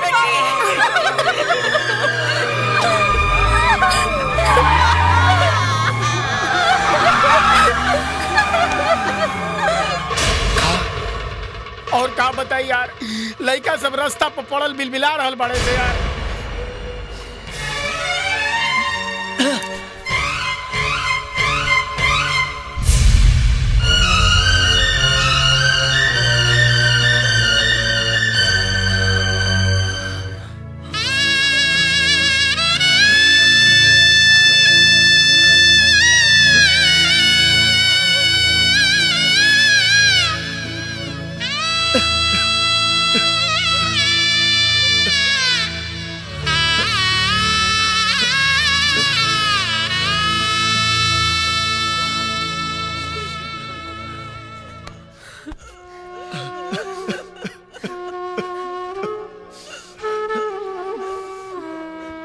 अमागनी काकी, सब ठीक हो जाए। काबिल रिंकी के बेटा, रिंकी के बहुत बुखार हो। अरे ते करा के डॉक्टर के पास ले जाके चाहिए ना। ए बेटा,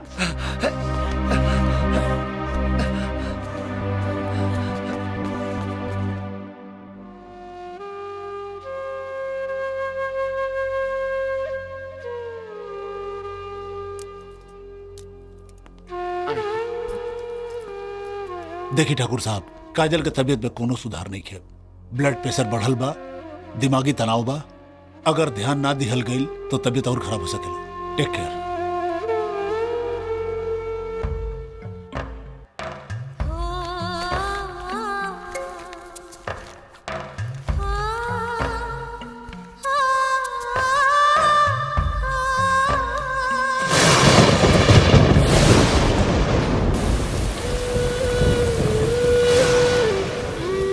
भैया भैया, क्या ए बच्ची की तबीयत बहुत खराब बा, आज रात भर खातिर रख ली ना। ना ना, ठाकुर साहब से दुश्मनी ना ले हम। ना ना, जा यहाँ से।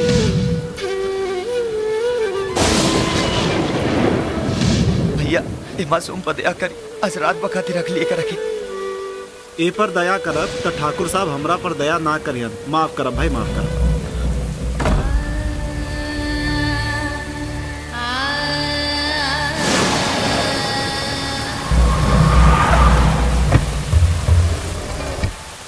ए, हेने।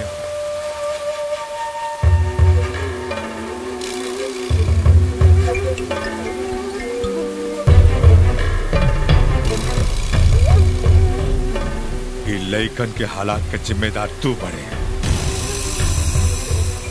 हमरा से दुश्मनी करके, हमारी इज्जत से खिलवाड़ करके तो ये लइकन के भविष्य से खिलवाड़ कर रहा बने। अब अहियो तोहरा पास मौका बा, तू काजल के जिंदगी से हट जा, हम अनाथ आश्रम से हट जाए। सोच के बता दिया का चाहिए। ई लइकन के भविष्य, उनकर जिंदगी या प्यार? चला।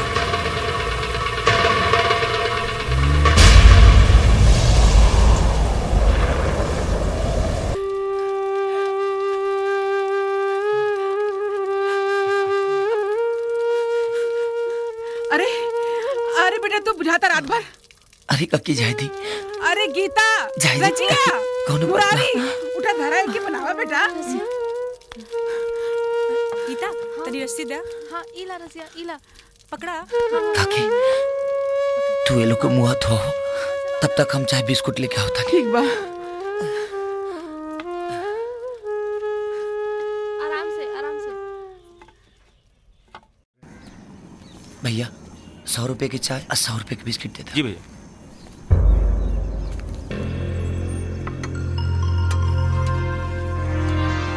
ये लइकन के हालात का जिम्मेदार तू बने।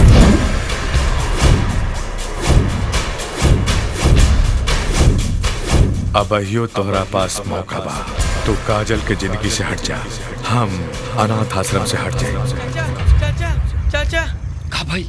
चाचा रिंकी की तबीयत ज्यादा खराब हो गई बा और चिंटू भी उल्टी करा था। हाँ?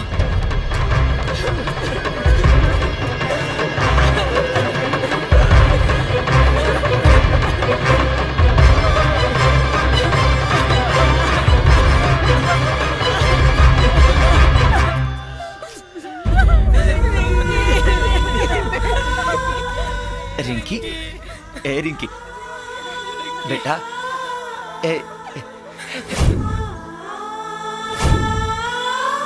चाचा तो हमने के छोड़ के कबो न जाइए, वरना ये गुंडा लोग हमने के मार दिए। रिंकी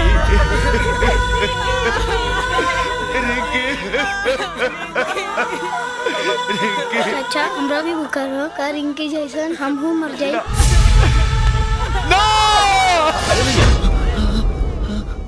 कहाँ भाई? ना भाई कुछ ना।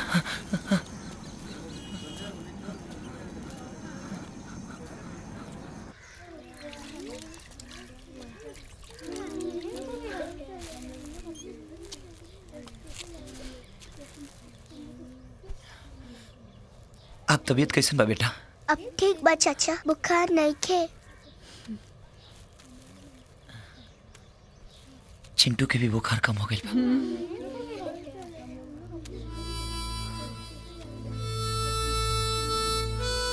बेटा खा ले बेटा। ना। हे भगवान, ऐसे जिद करबू तो कैसे चली बेटा? खाला, थोड़ा सा खाला, हमार रानी बिटिया ना।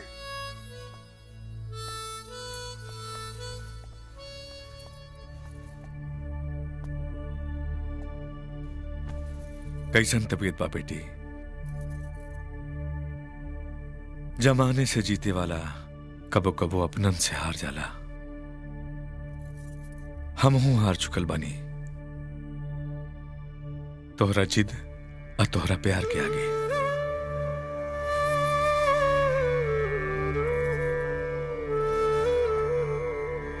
और ये बात हम ठाकुर वीरेंद्र सिंह बन के ना, काजल के बाप बन के कहा तनी। हम खिसारी बाबू के आपन दामाद बनावे खातिर राजी बानी। पापा,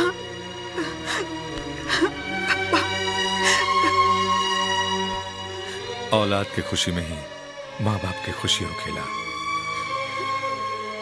हम काल्हे खिसारी बाबू के बुला के बात करब। पापा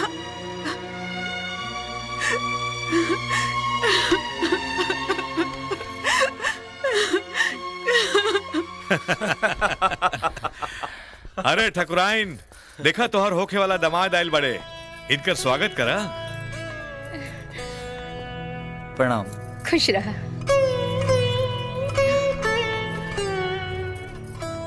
आवा बैठा बाबू।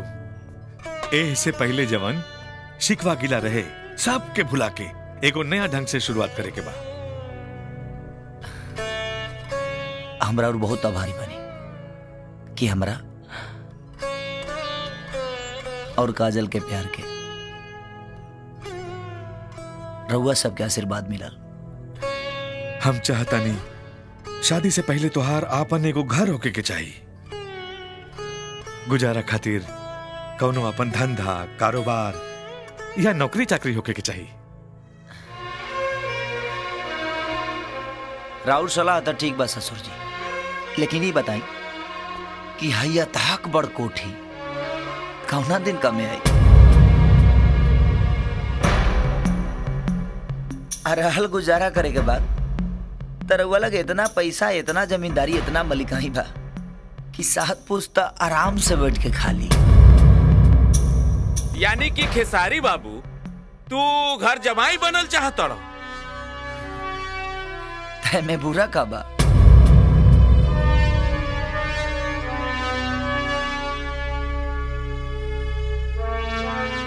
और फिर काजल राउर एकलौती बेटी भी है।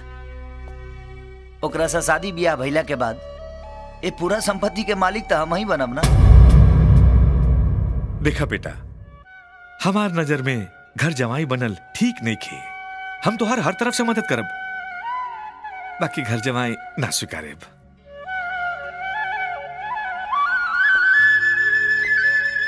तो फिर हमके भी सोचे के पड़ी। का मतलब? तू काजल से प्यार करेला कि हमार दौलत से? दोनों से। वरना ये दुनिया में शादी करे खातिर लड़की सन के कमी नहीं ससुर जी। केसारी, ये कहा गल तोरा के? कैसन बात करे दानी? तका गलत कहा तनी? तू हमरा से प्यार नहीं की करत? प्यार? प्यार तो एगो जरिया रहे एकलौती बेटी के अमीर बाप तक पहुंचे के। अगर तो के इजाजत कोठी ना मिली तो तू हमरा से ब्याह ना करब? शायद ना।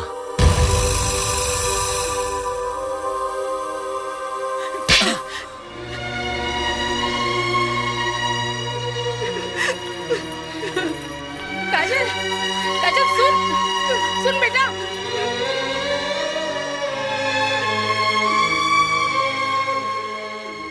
रवा जैसन चाहनी अवसन तो हो गई। अब तो अपन वादा पूरा करी। जा, तोहरा के कोठी के चाबी मिल जाई। अरहल केस के सुलहनामा के पेपर तो काजल के ब्याह के दूसरे दिन हम दे दे।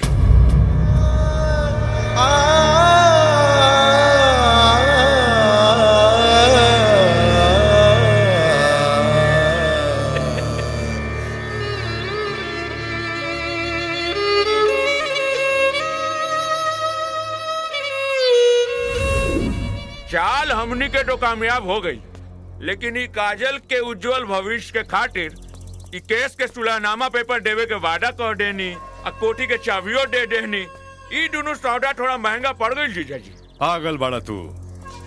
अरे इंतजार तो बस काजल के शादी के हा, ओकरा बाद उस सबहन के निकाल के सड़क पे फेंक दे और उ कोठी पे अपन कब्जा फिर से जमा ले। अनु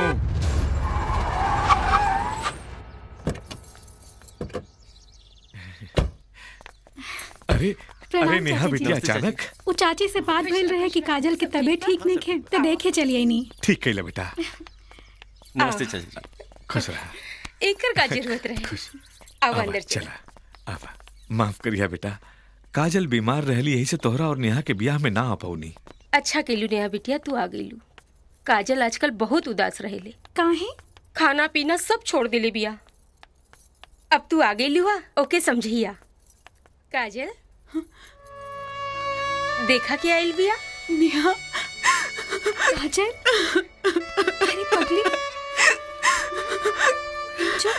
बात करा, हम चाय नाश्ता के इंतजाम करते हैं। ला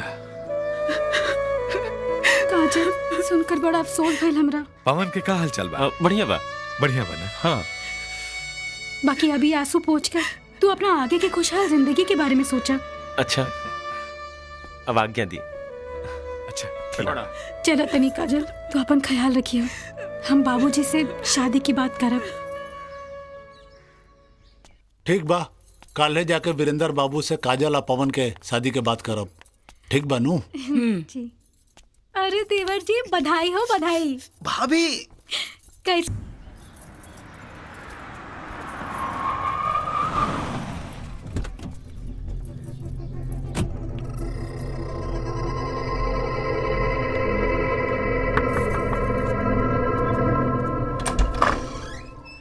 अरे बिटिया, इतना दिन बाद आवा आवा आवा आवा बिटिया, आवा आवा आवा। अरे खिसारी बेटा, देखा काजल बिटिया आयल बिया।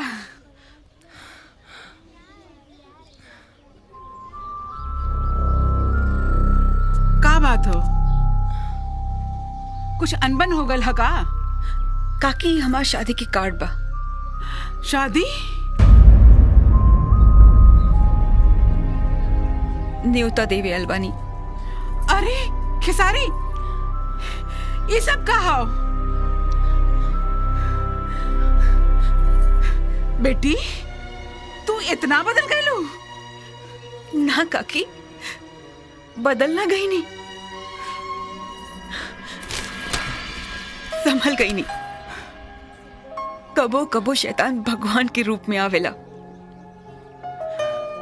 मासूम और अनाड़ी बनकर दिल में समा जाला और आपन मकसद पूरा करे खातिर खिलाड़ी बनकर आपन खेला खेल के चल जाला।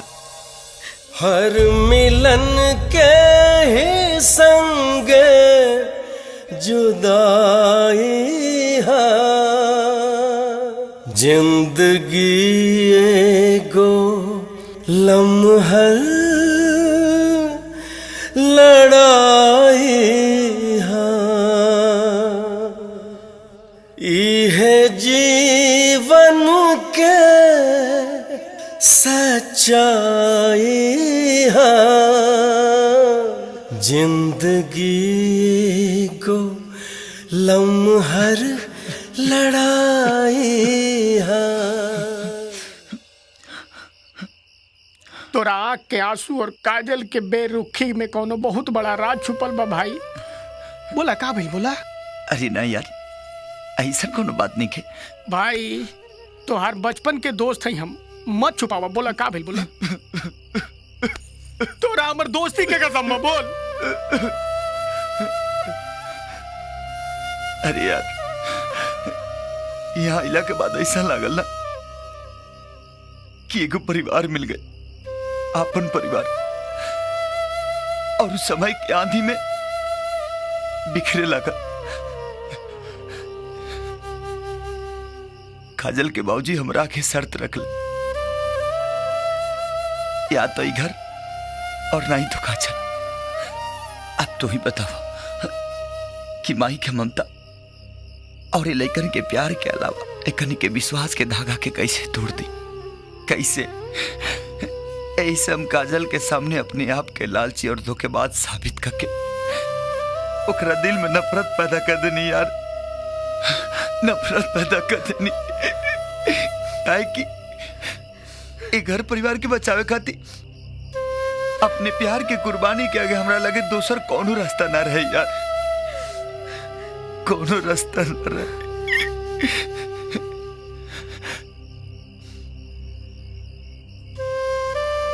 अब तो हम भगवान से ये दुआ करब कि हमार काजल जहां भी रह खुश रह, बहुत खुश रह।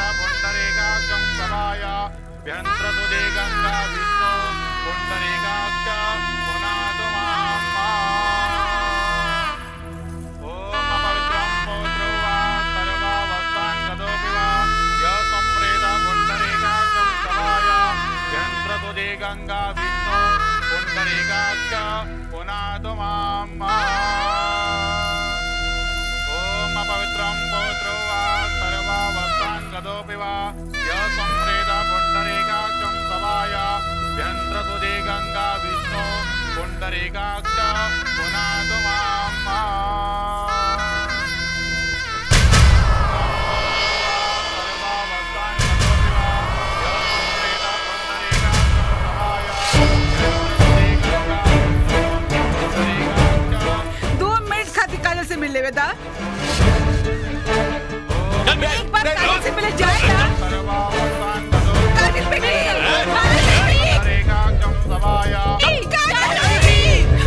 चुप।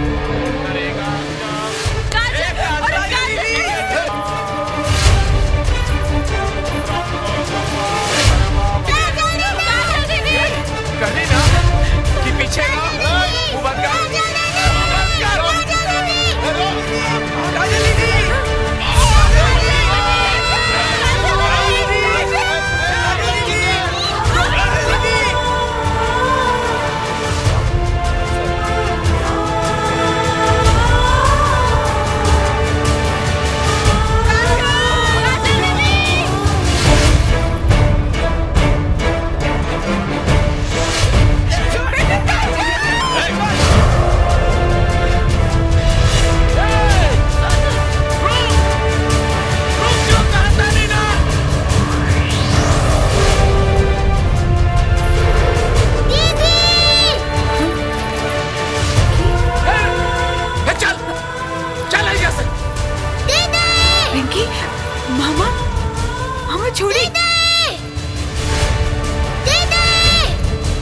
मामा छोड़ी एक रखे।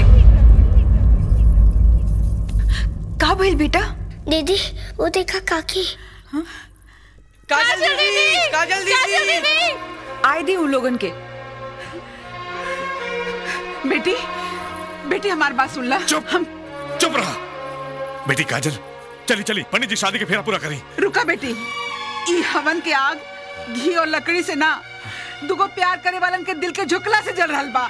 हमार बात सुन ली, हम तोरा एगो सच्चाई बताना चाहता नहीं। चला चला बेटी, बेटी पंडित जी शादी के फेरा पूरा करी। रुकी पापा, पहले काकी की बात पूरा होके दी, फिर शादी के फेरा हुई। बोली काकी, का बतावल चाहता नहीं? बेटी तुहार बाप बहुत धोखेबाज है।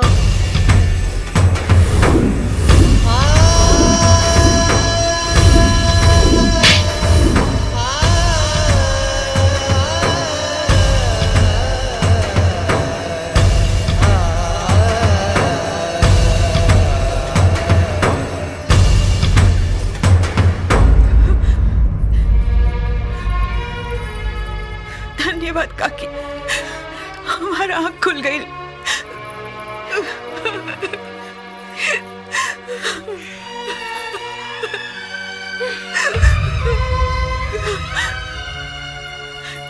वाह पापा वाह, हजरा और महानता खेसारी के त्याग के आगे बहुत छोट लागता। वो काकी की कोख से नहीं के जन्म ले, वो बच्चा लोगन से खून के रिश्ता नहीं के, पर उस सबन की खुशी खातिर अपन प्यार त्याग दिलन। और रहुआ अपन अपने ही खून के खुशी के अपन स्वार्थ, अहंकार और जिद की अग्नि में झोंक देनी। रहुआ आज अपन बेटी के ना एक जिंदा लाश के विदा करे जात रहनी। बंद कर अपन बकवास। आज तुहार विदाई हर हाल में होई। अगर डोली में ना तब बंदूक के गोली से हुई। भगवान के पास सीधा भेज दे। पापा, भगवान के पास तो एक दिन सभी के जाए के बा। हाँ, लेकिन आज हम अपना भगवान के पास जाता नहीं, जेकरा के हम अपन मन के मंदिर में बसोले बानी, खेसारी। और मत ले कबीना के नाम, वरना तो हर जुबान काट के हाथ में रख दे। तो दिल से आवाज आई, खेसारी खेसारी। तोर सीना चीर दे। तो खून के हर कतरा पुकारी, खेसारी खेसारी। मोहब्बत बा जमाना पे भारी, आज तक रउआ खेल खेलनी, अब बाटे हमार बारी। पापा, मोहब्बत जब दीवानगी पे उतरेला तो तूफान नियन रास्ता के हर रुकावट के ढा देला। हमकी रोके की गलती मत करिया। रुक। कमीना, मामा खातिर 2 बार माँ निकलेला, तब्बो तोर दिल में प्यार ममता ना जागल। अब एकर खुशी में आग लगावल चाहता रे। बाकी अब हम ऐसा ना होके दे। और सुन, आज के बाद हमरे घर में ब्याह होके, खुशी होके, चाहे मातम होके, तब वो तोर चेहरा देखे ना चाहती। निकल जो हमरे घर से। हमऊ सोचब कि आज से हमार कोनो भाई नहीं थे, मर गए हमरे खातिर हमार भाई। निकल राधा। खबरदार। जा बेटी जा, जी ले अपन जिंदगी। मम्मी ले जाइए। चलो बेटी, चला दीदी चलो। काजल, आज अगर काजल के रोके की कोशिश कैला तब गोली मार दे।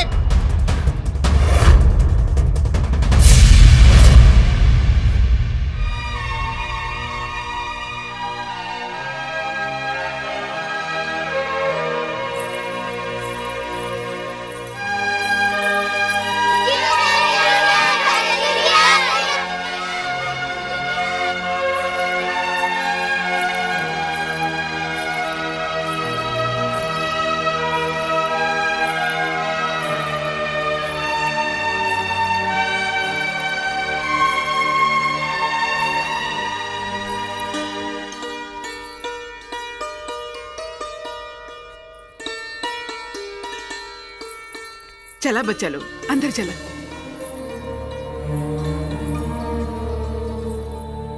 कलयुग के राम सीता के छोड़ अकेले बनवास जाता नहीं, कहा कमी रहे हमारे प्यार में। जब हमने दोनों आदमी प्यार मिलके कहीं नहीं जा, तो तू कोनो भी फैसला अकेले कैसे कर सकेला? काहे हमरा से झूठ कहानी बोली? काहे काहे काहे ऐसा काहे कहीं नहीं?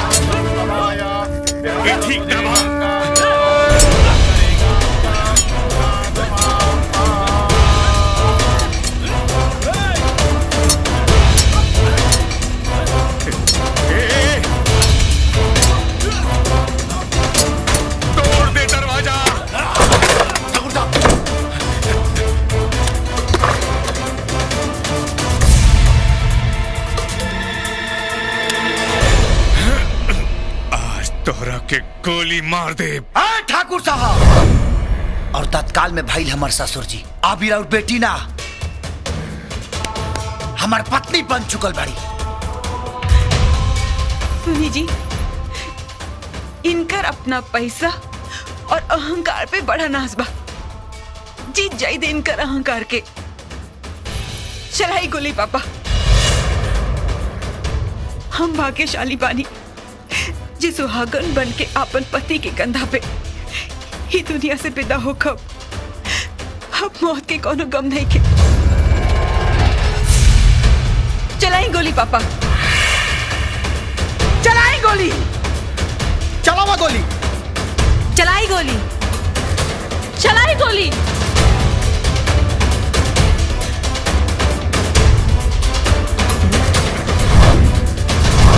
बाबू साहेब,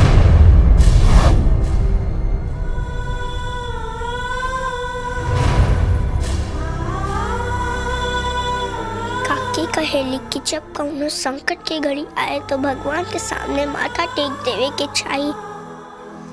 रउआ हमने खातिर भगवान बन जाए, अपन गुस्सा तो कर दीदी के आशीर्वाद दे दी।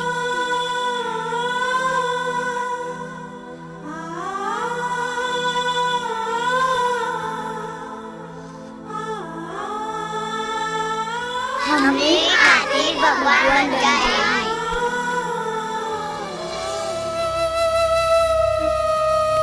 हार जाई बेटे की खुशी के खातिर फेंक दी बंदूक।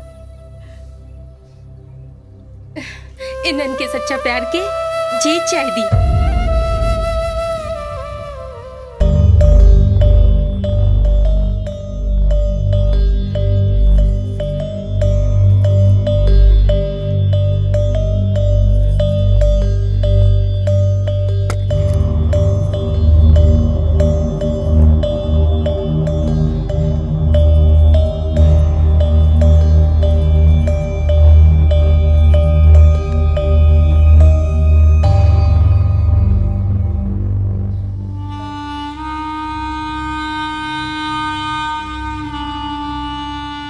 हमके माफ कर दी। हम खाली तोहरा साथे ना, एक बच्चा लोग के साथ भी अन्याय के निहा। अभी कोठी के जगह हम यहाँ बहुत बड़ा अनाथ आश्रम बनवाई। अनाथ आश्रम काहे बोला तनी जी? अब तो ये सब भी अपन परिवार है ना। आवासन